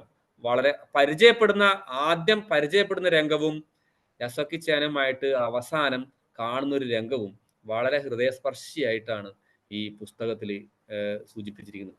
ഒരു പക്ഷേ ഒരു സാധാരണ കുട്ടി, ഒരു അംഗവൈകല്യങ്ങളും ഇല്ലാത്ത ഒരു കുട്ടി ഞാൻ പൂർണ്ണനാണ് എന്ന് മനസ്സിലാക്കുകയും മാത്രമല്ല എൻ്റെ ചുറ്റും എന്നെ പോലെ ഇത്രയും ഭാഗ്യം സിദ്ധിക്കാത്ത കുട്ടികൾ ഉണ്ട്, അവരും ഈ സമൂഹത്തിന്റെ ഭാഗമാണ്, അവരെ കൂടി നമ്മൾ ഉൾക്കൊള്ളുന്നതാണ് ഈ വിദ്യാലയമെന്നും ഈ സമൂഹമെന്നും തിരിച്ചറിയുന്ന ഒരു സന്ദർഭമാണ് ആരംഭത്തിലുള്ളത്. യാസുക്കി ചാൻ ക്ലാസ്സിൽ ഇരുന്നിട്ട് ടീച്ചർ ബോർഡിൽ എഴുതുമ്പോൾ ആ ബോർഡിലേക്ക് നടന്നു പോകുന്ന ഒരു രംഗത്തിലാണ് ഈ ടോട്ടോച്ചാൻ ശരിക്കും യാസുക്കി ചാനെ ശ്രദ്ധിക്കുന്നത്. ശ്രദ്ധിക്കുക എന്ന് പറയുമ്പോൾ ഈ ക്ലാസ്സിന് വേറൊരു പ്രത്യേകതകളുണ്ട്. ഈ ക്ലാസ്സിൽ വിദ്യാർത്ഥികൾക്ക് എന്നും ഇരിക്കാൻ ഒരേ ഇരിപ്പിടമല്ല, അവർക്ക് ഇഷ്ടമുള്ളിടത്ത് ഇരിക്കാം. ഇന്ന് ഈ 1-ാമത്തെ പീരീഡിൽ വന്നിട്ട് 1-ാമത്തെ ബെഞ്ചിൽ ഇരുന്ന് കഴിഞ്ഞാൽ കുട്ടികൾക്ക് തോന്നുകയാണ് ഇനി ഞാൻ 2-ാമത്തെ ബെഞ്ചിലാണ് ഇരിക്കണമെന്ന് തോന്നിക്കഴിഞ്ഞാൽ ആ കുട്ടിക്ക് അടുത്ത സമയത്ത് 2-ാമത്തെ ബെഞ്ചിലേക്ക് ഇരിക്കാം, ആരുടെ കൂടെ വേണമെങ്കിലും ഇരിക്കാം. അപ്പൊ അങ്ങനെയുള്ളൊരു ഇരിക്കുന്ന സമയത്ത് ആണ് ഈ യാസുക്കി ചാൻ എണീറ്റ് പോയിട്ട് ഈ ബോർഡിൽ എഴുതാൻ പോകുന്നു. അപ്പൊ എണീറ്റ് നടന്നു പോകുമ്പോൾ ടോട്ടോച്ചാൻ മനസ്സിലാക്കുന്നത് ഈ കുട്ടി എന്നെ പോലെ അല്ല എന്ന് മനസ്സിലാക്കുന്നുണ്ട്. കൈകളൊക്കെ വലിഞ്ഞു മുറുകി, ശരീരത്തിന്റെ കാലുകളിൽ ഒരു ശേഷി കുറവ്, നടക്കുമ്പോൾ ഒരു ഞൊണ്ടി ഏങ്ങി വലിഞ്ഞുകൊണ്ട് നടക്കുന്ന ഒരു രംഗമാണ് ശ്രദ്ധിക്കുന്നത്. അങ്ങോട്ട് പോകുമ്പോൾ ടോട്ടോച്ചാൻ വിചാരിക്കുന്നത് ഇത് മറ്റുള്ളവരെ കളിയാക്കാൻ വേണ്ടിയിട്ട് ആ കുട്ടി ബോധപൂർവം ചെയ്യുന്നതാണോ എന്ന് ടോട്ടോച്ചാൻ സംശയിക്കുക. കാരണം ഒരു 1-ാം ക്ലാസ്സിലെ പഠിക്കുന്ന കുട്ടിയുടെ ഒരു ബുദ്ധിയാണ്. തിരിച്ചു വന്ന് യാസുക്കി ചാൻ ഈ ടോട്ടോച്ചാന്റെ അടുത്തിരിക്കുന്ന സമയത്ത് ടോട്ടോച്ചാൻ ചോദിക്കുകയാണ്, നിങ്ങൾക്ക് എന്താണ് പ്രശ്നം? കൗതുകം കൊണ്ട് ചോദിക്കുകയാണ്. ടോട്ടോച്ചാൻ എന്ന് പറഞ്ഞ പറഞ്ഞല്ലോ കുസൃതിയാണ്, വികൃതിയാണ്. ചോദിക്കുമ്പോൾ ഈ കുട്ടി പറയുകയാണ് എനിക്ക് പോളിയോ ബാധിച്ചതാണ്. അപ്പൊ ആദ്യമായിട്ട് ടോട്ടോ ചാൻ പോളിയോ എന്ന ഒരു വാക്ക് പരിചയപ്പെടുകയാണ്. പോളിയോയോ? എന്താണ് പോളിയോ? ആ പോളിയോ എന്ന് പറഞ്ഞാൽ എൻ്റെ ഇതേപോലെ ഒക്കെ ആവും എന്നാണ് പറയുന്നത്. അപ്പോ ടോട്ടോ ചാൻ ചോദിക്കുകയാണ്, ഇതിനി മാറുകയേ ഇല്ലേ? ആ ചോദ്യത്തിന് യാസോക്കിച്ചൻ ഒരു മറുപടി കൊടുക്കുന്നില്ല. വളരെ നിശബ്ദമായിട്ട് ചില വരികൾ അവിടെ ഇട്ടിരിക്കുകയാണ്. അങ്ങനെ മറുപടി പറയാതിരിക്കുമ്പോൾ ടോട്ടോ ചാന് ചില കാര്യങ്ങൾ മനസ്സിലാവുന്നുണ്ട്. അത് വായിക്കുന്ന വായനക്കാർക്കും ചില കാര്യങ്ങൾ മനസ്സിലാകുന്നുണ്ട്. അപ്പൊ യാസുക്കിച്ചൻ ഒരു പ്രധാനപ്പെട്ട കഥാപാത്രമാണ്. ഇനി ആ സ്കൂളിലേക്ക് നമ്മൾ തിരിച്ചു വരുമ്പോൾ സ്കൂളിലത്തെ ഭക്ഷണ രീതികൾ വളരെ കൗതുകമുള്ള കാര്യങ്ങൾ, ഒരുപാട് കൗതുകങ്ങൾ സൂക്ഷിച്ചു വെച്ചിരിക്കുന്ന ഒരു പുസ്തകമാണ്. വളരെ കുറച്ച് കാര്യങ്ങൾ മാത്രമേ നമുക്ക് ഈ ഒരു കുറഞ്ഞ സമയം കൊണ്ട് പറയാൻ പറ്റൂ. ബാക്കിയുള്ള എല്ലാം പ്രിയപ്പെട്ട വായനക്കാര് പുസ്തകം വായിച്ചിട്ട് തന്നെ മനസ്സിലാക്കണം. ഭക്ഷണ രീതിയിൽ ഉച്ചഭക്ഷണം ആണ് വളരെ പ്രധാനപ്പെട്ട, എന്നെ വളരെ ആകർഷിച്ച ഒരു രംഗം കൂടിയാണ്. ഞാൻ 2 കുട്ടികളുടെ ഒരു അച്ഛനാണ്. നമ്മുടെ വീട്ടില് ഭക്ഷണവുമായി ബന്ധപ്പെട്ടും സ്കൂളില് ഞാൻ ഒരു അധ്യാപകനാണ്. മിക്കവാറും കുട്ടികള് +1 +2 പഠിക്കുന്ന കുട്ടികൾ, ഈവൻ പെൺകുട്ടികൾ അടക്കം ഉച്ചയ്ക്ക് പുറത്തു പോയി ഭക്ഷണം കഴിക്കണം എന്ന് വാശി പിടിക്കുന്ന ഒരു വിദ്യാലയത്തിലെ അധ്യാപകൻ കൂടിയാണ് ഞാൻ. കഴിഞ്ഞ ദിവസം ഞാൻ ഉച്ചയ്ക്ക് പുറത്തു പോയി വരുമ്പോൾ ഏകദേശം ഒരു 3/4 കിലോമീറ്റർ ദൂരമുള്ള ഒരു ഹോട്ടലിൽ നിന്നും എൻ്റെ ക്ലാസ്സിൽ പഠിക്കുന്ന 4-5 പെൺകുട്ടികൾ ഇറങ്ങി വരുന്ന ഒരു കാഴ്ച ഞാൻ കാണാം. അത് വളരെ മോശമാണെന്നല്ല ഞാൻ പറയുന്നത്. പക്ഷെ കഴിക്കുന്ന ഭക്ഷണങ്ങൾ അമ്മയും വീട്ടിൽ നിന്ന് ഉണ്ടാക്കി തരുന്ന അമ്മ ഉണ്ടാക്കി തരുന്ന ഭക്ഷണത്തെക്കാൾ ഗുണമുണ്ടോ ഹോട്ടലത്തെ എന്നുള്ളത് മാത്രമേ ഞാൻ പോയിന്റ് ഔട്ട് ചെയ്യുന്നുള്ളൂ. പെൺകുട്ടികൾ ഭക്ഷണം കഴിക്കാൻ പാടില്ല എന്ന് ഞാൻ ഉദ്ദേശിക്കുന്നില്ല. അപ്പൊ ആൺകുട്ടികളും കഴിക്കുന്നുണ്ട്. ആൺകുട്ടികളും ഹോട്ടലിൽ നിന്ന് ഇറങ്ങി വരുന്ന ഒരു സന്ദർഭം ഞാൻ കാണുന്നുണ്ട്. അപ്പൊ ഞാൻ ഇപ്പോഴാണ് ഈ പുസ്തകം വായിക്കുന്നത്, ചേർത്തി വായിക്കുകയാണ്. ഈ പുസ്തകത്തിലെ കുട്ടികൾക്ക് നമ്മളെല്ലാം പറയും പച്ചക്കറികൾ കഴിക്കാൻ കുട്ടികൾക്ക് മടിയാണ്, ചോറ് എല്ലാം കൂടെ ഈ ചോറിന്റെ കറി ചേർത്തി കഴിക്കാൻ മടിയാണ് എന്നൊക്കെ പറയുന്നത് എൻ്റെ വീട്ടിലും ഞാൻ കേൾക്കുന്നുണ്ട്. അപ്പൊ ഈ സ്കൂളിലെ ഉച്ചയ്ക്ക് പ്രത്യേകത, അതില് ഭക്ഷണം കുട്ടികളെല്ലാം വീട്ടിൽ നിന്ന് കൊണ്ടുവന്നിരിക്കുന്ന ഭക്ഷണങ്ങളൊക്കെ ഇങ്ങനെ തുറന്നു വെച്ചിട്ട് ഇരുന്ന് കഴിക്കുന്നു. അപ്പോഴാണ് നമ്മുടെ കൊബയാഷി മാസ്റ്റർ വന്നിട്ട് ചോദിക്കും, എല്ലാം തുറന്നു വെക്കുമെന്ന് ചോദിക്കും. കുട്ടികളോട് ചോദിക്കുകയാണ്, കടലിൽ നിന്നൊരു പങ്ക് കൊണ്ടുവന്നിട്ടുണ്ടോ? കടലിൽ നിന്നൊരു പങ്ക് കൊണ്ടുവന്നിട്ടുണ്ടോ? അപ്പൊ കുട്ടികളെല്ലാരും ഞങ്ങൾ കൊണ്ടുവന്നിട്ടുണ്ട് എന്ന് പറയും. പിന്നെ ചോദിക്കുകയാണ്, മലയിൽ നിന്നൊരു പങ്ക് കൊണ്ടുവന്നിട്ടുണ്ടോ? അപ്പോൾ കുട്ടികൾ പറയും കൊണ്ടുവന്നിട്ടുണ്ട് എന്ന് പറയും. ചില കുട്ടികൾ പറയും ഞങ്ങൾ കടലിൽ നിന്ന് പങ്ക് കൊണ്ടുവന്നിട്ടില്ല സാർ. ചില കുട്ടികൾ പറയും മലയിൽ നിന്ന് ഞങ്ങൾ പങ്ക് കൊണ്ടുവന്നിട്ടില്ല സാർ. അപ്പൊ അങ്ങനെ കൊണ്ടുവന്നിട്ടില്ല എന്ന് പറയുമ്പോൾ നിങ്ങൾ ബുദ്ധിമുട്ടണ്ട, കൊബയാഷി മാസ്റ്ററിന്റെ വൈഫ് പിന്നാലെ 2 പാത്രത്തിൽ കുറച്ച് കറിയായിട്ട് വരുന്നുണ്ടാവും. അപ്പൊ നമുക്ക് തോന്നും, എന്താണ് കടലിൽ നിന്നൊരു പങ്ക്? അത് നമ്മുടെ മക്കളോട് നമ്മൾ അവതരിപ്പിക്കേണ്ടത് ഇങ്ങനെയാണ് എന്ന് എനിക്ക് തോന്നി പുസ്തകം വായിച്ചപ്പോൾ ഒരു കൗതുകം. കടലിൽ നിന്നൊരു പങ്ക് എന്ന് പറയുമ്പോൾ കടലിൽ നിന്നും നമ്മുടെ ഭക്ഷണത്തിലേക്ക് ഉൾപ്പെടുത്തേണ്ട സംഭവങ്ങൾ എന്തൊക്കെയാണ് എന്നുള്ളതിന് ലിസ്റ്റ് തന്നെ കൊബയാഷി മാസ്റ്റർ പറയുന്നുണ്ട്. കടലിലെ മത്സ്യങ്ങൾ, കടലിൽ നിന്നിട്ടുള്ള നമ്മുടെ ഭക്ഷണത്തിലേക്ക് ഉൾപ്പെടുത്തേണ്ട മറ്റ് വിഭവങ്ങൾ എല്ലാമാണ് കടലിൽ നിന്നുള്ള ഒരു പങ്ക് എന്ന് പറയുന്നത്. ഇനി മലയിൽ നിന്നുള്ളൊരു പങ്ക് എന്ന് പറയുമ്പോൾ അതിനകത്ത് മലയിൽ എന്ന് പറയുമ്പോൾ കോഴിയാവാം, താറാവാകാം, കിഴങ്ങ് വർഗ്ഗങ്ങളാവാം, അത്രയും സാധനങ്ങളാണ് ഈ മലയിൽ നിന്നുള്ളൊരു പങ്ക്. അപ്പൊ കടലിൽ നിന്നുള്ളൊരു പങ്കും കറിയിൽ വേണം. പിന്നെ എവിടുന്ന് വേണം? മലയിൽ നിന്നുള്ളൊരു പങ്കും വേണം. ഇതിനകത്ത് ഇല്ലെങ്കിൽ പേടിക്കേണ്ട, കൊബയാഷി മാസ്റ്റർ ഒരു പാത്രത്തില് കടലിൽ നിന്നുള്ള കറിയും മറ്റൊരു പാത്രത്തില് മലയിൽ നിന്നുള്ളൊരു കറിയുണ്ട്. ഇതിൽ ഏതെങ്കിലും കുറവാണെങ്കിൽ അപ്പൊ തന്നെ എന്ത് ചെയ്യും?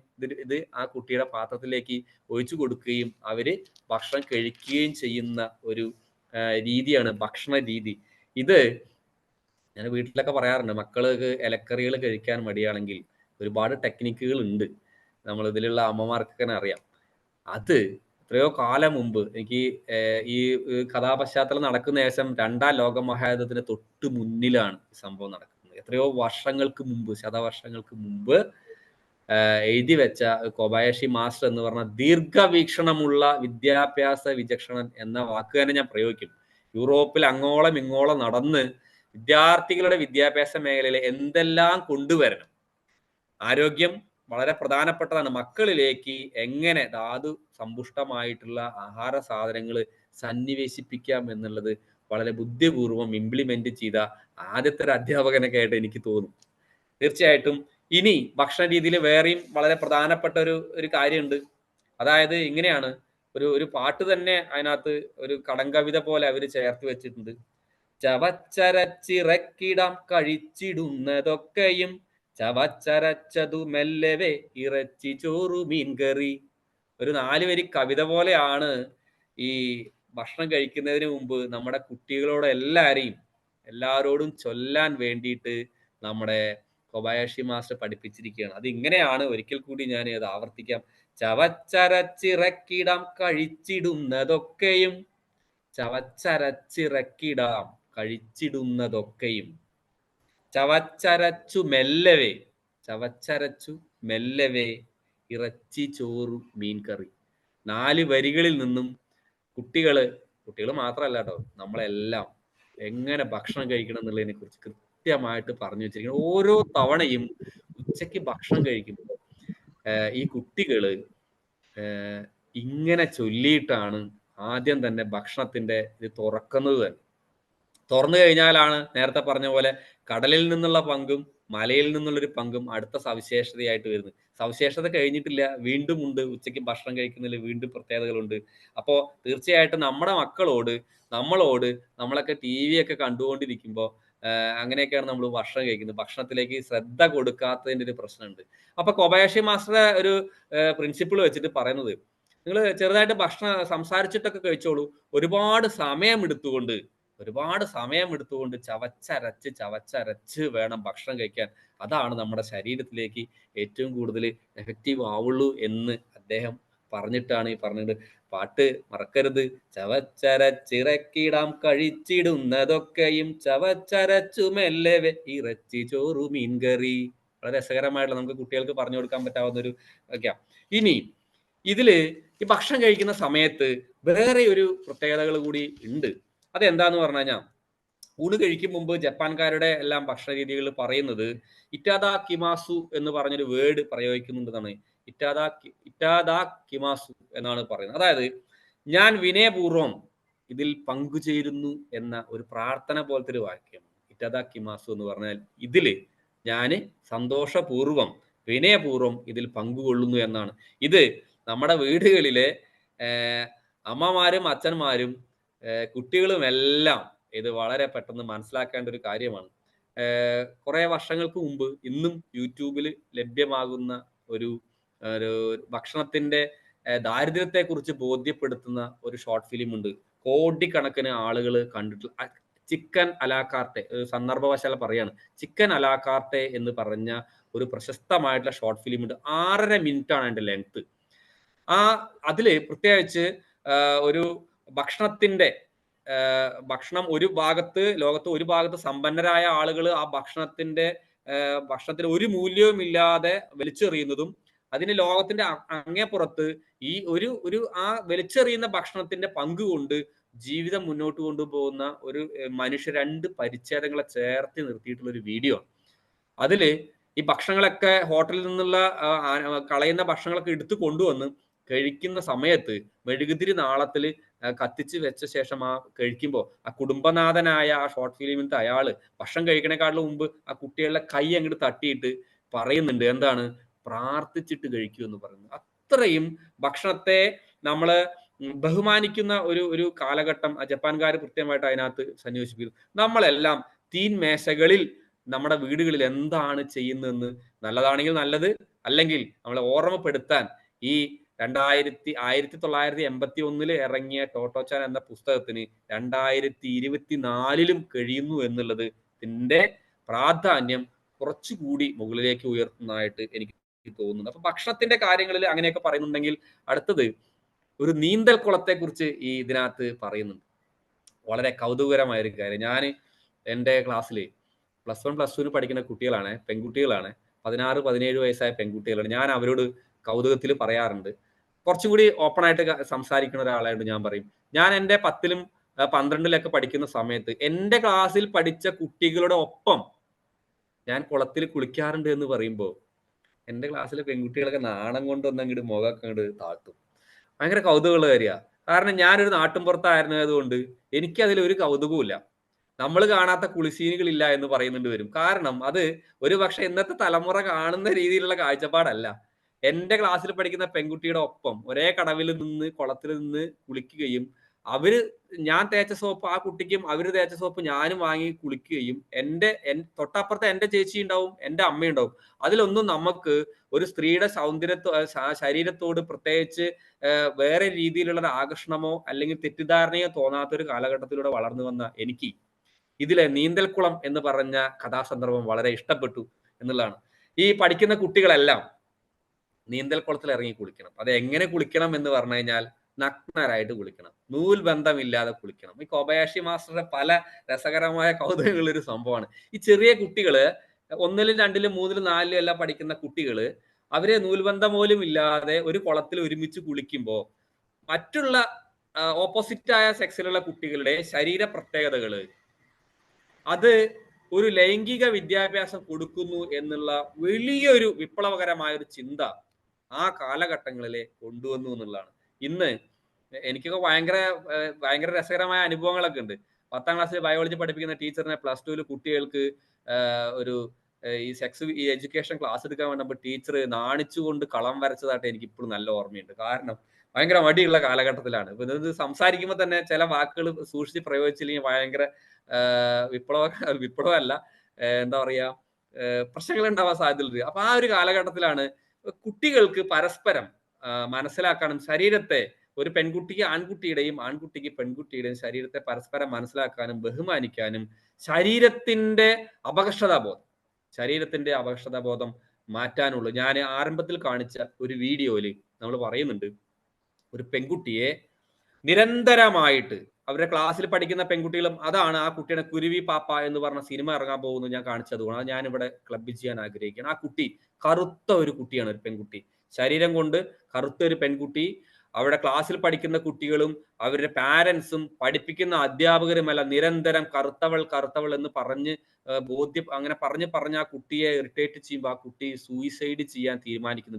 നടന്നൊരു സംഭവമാണ്. ഞാനത് വളരെ ഞെട്ടിപ്പോയി. ഈ കാലഘട്ടത്തിലും അങ്ങനത്തെ ഒരു ബോഡി ഷെയ്മിങ് നടത്തുക എന്ന് പറയുമ്പോൾ എനിക്ക് ഭയങ്കര കൗതുകം തോന്നിയിട്ടുണ്ട്. അങ്ങനെ ഈ പെൺകുട്ടി സൂയിസൈഡ് ചെയ്യാൻ ശ്രമിക്കുന്നുണ്ട്. അപ്പോ ഈ കുട്ടിയുടെ കയ്യില് ഒരു സമയത്ത് അടുക്കളയിൽ നിൽക്കുന്ന സമയത്ത് പൊള്ളലേൽക്കുന്നുണ്ട്. പൊള്ളലേറ്റ ഭാഗം പിന്നീട് കാണുന്നത് വെളുത്തിട്ടാണ്. അപ്പൊ ഈ കുട്ടി മനസ്സിലാക്കുന്നത് ശരീരം മൊത്തം പൊള്ളി കഴിഞ്ഞാൽ ഞാൻ വെളുത്തവളാകും എന്ന് തെറ്റിദ്ധരിച്ചുകൊണ്ട് ഈ കുട്ടി ശരീരം പൊള്ളിക്കാനുള്ള ഒരു ശ്രമം നടത്തുന്നുണ്ട്. എന്തോ ഭാഗ്യം കൊണ്ട് ആ കുട്ടി അതിൽ നിന്ന് രക്ഷപ്പെടുന്ന ഒരു സന്ദർഭം ഈ കുരുവി പാപ്പ എന്ന് പറഞ്ഞ ആ കഥാപാത്രത്തിൽ പെൺകുട്ടിയിൽ പറയുന്നുണ്ട്. അതിനുശേഷം ഈ കുട്ടിക്ക് പാപ്പ എന്ന് പേര് പറയുന്ന തമിഴ്നാട്ടിലെ പനീർസെൽവം എന്ന് പറയുന്ന പഴയ മുഖ്യമന്ത്രി ഈ കുട്ടിയെ കാണുകയും ഒരു പ്രത്യേക സാഹചര്യത്തിലാണ് കാണുന്നത്. അവർ ആ കുട്ടിയെ പാപ്പ എന്ന് വിളിക്കുമ്പോൾ ആ പേര് ചേർത്തിയിട്ടാണ് ഇപ്പൊ ആ സിനിമ ഇറങ്ങുന്നത്. അപ്പൊ ഈ കാലഘട്ടത്തിലും കുട്ടികളുടെ ബോഡി ഷെയ്മിങ്, കുള്ളനായിക്കോട്ടെ, മെലിഞ്ഞവനാവട്ടെ, വയറുള്ളവനാവട്ടെ, തടിച്ചവനാവട്ടെ, ഉയരമുള്ളവനാവട്ടെ, പരസ്പരം ബഹുമാനിക്കാനും മനസ്സിലാക്കാനുമുള്ള സന്ദർഭം ഈ നീന്തൽക്കുളത്തിലെ കുളിസീനിൽ നമ്മുടെ കൊബയാഷി മാസ്റ്റർ വളരെ ബോധപൂർവം സന്നിവേശിപ്പിച്ചിട്ടുണ്ട്. അതുകൊണ്ട് തന്നെ വളരെ പ്രാധാന്യമുള്ള ഒരു കാര്യമായിട്ട് എനിക്ക് തോന്നുന്നത്. പിന്നീട് സാറേ ഇതിന്റെ സമയം ഒന്ന് പറയണേ, എവിടെ വരെ പോവാം? അവസാനിപ്പിക്കാറായോ? പറഞ്ഞോളൂ. കൊബയാഷി മാസ്റ്റർ കഥ കേൾക്കാൻ എല്ലാവരും റെഡിയാണ്. ഇനി ഇതിനകത്ത് ഒരു കായികമേള നടക്കുന്നുണ്ട്, ഭയങ്കര രസകരമായ കായികമേള. അതില് നമ്മള് 2 കാര്യം, ഒരു പോളിയോ ബാധിച്ചൊരു കുട്ടീനെ കുറിച്ച് പറഞ്ഞതിൽ വേറൊരു പയ്യനും കൂടി ഉണ്ട്, തകാഹാഷി എന്ന് പറഞ്ഞൊരു കഥാപാത്രം ഉണ്ട്. ഒക്കെ ടോട്ടോച്ചാന്റെ ക്ലാസ്സിലത്തെ കുട്ടികളാണ്. തകാഹാഷിയുടെ പ്രത്യേകത നേരത്തെ പറഞ്ഞ ഒരു കുള്ളൻ കുട്ടിയാണ്. കൈകാലുകൾക്ക് മറ്റുള്ള കുട്ടികൾക്ക് പോലെ വലിപ്പമോ ഒന്നുമില്ലാത്ത തകാഹാഷി ആണ്. അപ്പൊ ഈ കൊബയാഷി മാസ്റ്റർ കായികമേള നടത്തും. കായികമേളയ്ക്ക് വളരെ പ്രത്യേകതയുണ്ട്. ഏറ്റവും ദുർബലനായ കുട്ടിക്ക് പോലും കപ്പടിക്കാൻ പറ്റാവുന്ന രീതിയിലാണ് മത്സരങ്ങൾ ഉണ്ടാക്കിയിരിക്കുന്നത്. അപ്പോ ആരോഗ്യമുള്ളൊരു കുട്ടിക്ക് മത്സരിക്കുന്നതോടൊപ്പം തന്നെ ആരോഗ്യപരമായിട്ട് അത്ര മുൻഗണനയിൽ പെടാത്ത ആളുകൾ, ശാരീരികമായിട്ട് പരിമിതികളുള്ള കുട്ടികൾക്കും ഇതിൽ പങ്കെടുക്കാൻ കഴിയുന്ന രീതിയിലാണ് മത്സരങ്ങൾ ഉണ്ടാക്കിയിരിക്കുന്നത്. അപ്പൊ അതുകൊണ്ട് തന്നെ തകാഹാഷി എല്ലാവരും കപ്പടിക്കുക. കാരണം മറ്റുള്ള കുട്ടികൾക്ക് ശരീരം കൊണ്ട് എന്തുകൊണ്ടും ഒരു തകരാറുമില്ലാത്ത കുട്ടികൾക്ക് പോലും തകാഹാഷിയുടെ ഒപ്പം ഓടിയെത്താൻ പറ്റാത്തൊരു സാഹചര്യം ഇതിനകത്ത് ഉടനീളം പറയുന്നുണ്ട്. അപ്പൊ ഇതിനകത്ത് കപ്പടിക്കുന്ന കുട്ടികൾക്ക്, ഇതിൽ മത്സരങ്ങളിൽ പങ്കെടുക്കുന്ന കുട്ടികൾക്ക് കൊടുക്കുന്നത് വളരെ രസകരമായ സംഭവങ്ങളാണ്. ചേന, ചേമ്പ്, ക്യാബേജ് അങ്ങനെയുള്ള പച്ചക്കറി ഐറ്റംസ് ആണ് സമ്മാനമായിട്ട്. ചീര, ഇലക്കറികളൊക്കെയാണ് കൊബയാഷി മാസ്റ്റർ കുട്ടികൾക്ക് കൊടുത്തു വിടുന്നത്. ആ കുട്ടികൾക്ക് ഇതൊരു ഭയങ്കര കൗതുകമാണ്. അപ്പോ ടോട്ടോച്ചാൻ പറയാണ്, ഈ തക്കഹാഷിയുടെ വീട്ടിൽ അന്ന് വൈകുന്നേരത്ത് ഉണ്ടാവാൻ സാധ്യതയുള്ള ഒരു രംഗത്തെ കുറിച്ച് പറയാണ്. കാരണം അവനാണ് ഏറ്റവും കൂടുതൽ സമ്മാനങ്ങൾ നേടിയിരിക്കുന്നത്. ചേനയുണ്ട്, ചേമ്പുണ്ട്, പിന്നെ ഇലക്കറികളുണ്ട്, പല സംഭവങ്ങളുണ്ട്. ഇത് ആ വീട്ടിൽ കൊണ്ടുപോയി കഴിഞ്ഞിട്ട് ഇങ്ങനെ പറയണമെന്ന് പറഞ്ഞു വിടുകയാണ് കൊബായാഷി മാസ്റ്റർ. അമ്മേ, ഇന്ന് എൻ്റെ സ്കൂളിൽ മത്സരങ്ങളിൽ പങ്കെടുത്തതിന് എനിക്ക് കിട്ടിയ സമ്മാനമാണ്, ഇന്നത്തെ എൻ്റെ സമ്പാദ്യമാണ്. ഇതുപയോഗിച്ച് എനിക്ക് ഭക്ഷണം ഉണ്ടാക്കി തരണം. ഇന്ന് ഈ വീട്ടിലെ നമ്മളെല്ലാവർക്കും കഴിക്കാനുള്ള സാധനങ്ങൾ കൊണ്ടുവന്നിരിക്കുന്നത് ഞാനാണ്. നോക്കൂ, ഗാന്ധിജി എല്ലാം വിഭാവനം ചെയ്ത വിദ്യാഭ്യാസ കാലഘട്ടത്തിൽ തന്നെ വരുമാനം ഉണ്ടാക്കുക എന്ന് പറയുന്ന ഒരു വലിയൊരു സന്ദേശം ഇതിനകത്തേക്ക് കണക്ട് ചെയ്തിരിക്കുക എനിക്ക് വളരെ മനോഹരമായ ഒരു രംഗമായി തോന്നി. ആ ഭക്ഷണം കഴിക്കുമ്പോൾ ടോട്ടോച്ചാൻ പറയാണ്, അന്ന് അമ്മ ഉണ്ടാക്കി തന്ന കറി ഉണ്ടല്ലോ, അത് എന്നും അമ്മ ഉണ്ടാക്കി തരുന്നതിനേക്കാൾ എത്രയോ രുചികരമായിരുന്നു. കാരണം എൻ്റെ വിയർപ്പ് കൊണ്ടുണ്ടാക്കിയ പച്ചക്കറികൾ ഉപയോഗിച്ചാണ് കറികൾ വെച്ച്. ഇത്ര മനോഹരമായ ആശയമാണെന്ന് നോക്കൂ. നമ്മുടെ മക്കള് എന്തെങ്കിലും മത്സരത്തിൽ കിട്ടി കൊണ്ടുവരുന്ന സമയത്ത് നമ്മൾ അവരെ എങ്ങനെയാണ് ട്രീറ്റ് ചെയ്യാറ് എന്നുള്ളത് എല്ലാവരും സ്വയം ഒന്ന് ചോദിക്കേണ്ടതാണ്. ചില ആളുകളൊക്കെ വളരെ ഭംഗിയായി ട്രീറ്റ് ചെയ്യുന്നുണ്ടാവും, നമ്മളെ മക്കളെ എങ്ങനെ ചെയ്യുന്നു എന്നുള്ളത് ആലോചിക്കേണ്ട ഒരു കാര്യമാണ്. അതുപോലെ തന്നെയാണ് ഇതിന് ശേഷം ഒരുപാട് സംഭവങ്ങളിലൂടെ ഈ കഥ മുന്നോട്ട് പോകുന്നു. ഇതിന്റെ അവസാന കാലഘട്ടങ്ങളിൽ അങ്ങോട്ട് കടക്കുന്ന സമയത്ത് വളരെ ഹൃദയസ്പർശിയായ ഒരു രംഗമാണ് ഞാൻ നേരത്തെ പറഞ്ഞതുപോലെ തന്നെ. അതിനകത്ത് ഇവരുടെ ഏറ്റവും വളരെ സുഹൃത്തായിട്ടുള്ള, ഇന്നത്തെ കാലത്ത് നമ്മൾ ചങ്ക് എന്നൊക്കെ പറയുന്ന രീതിയിൽ യസ്വാക്കി-ചാൻ കഥയിൽ വളർന്നു വരുന്നുണ്ട്. അപ്പൊ കടന്നു വരുന്ന സമയത്ത് വളരെ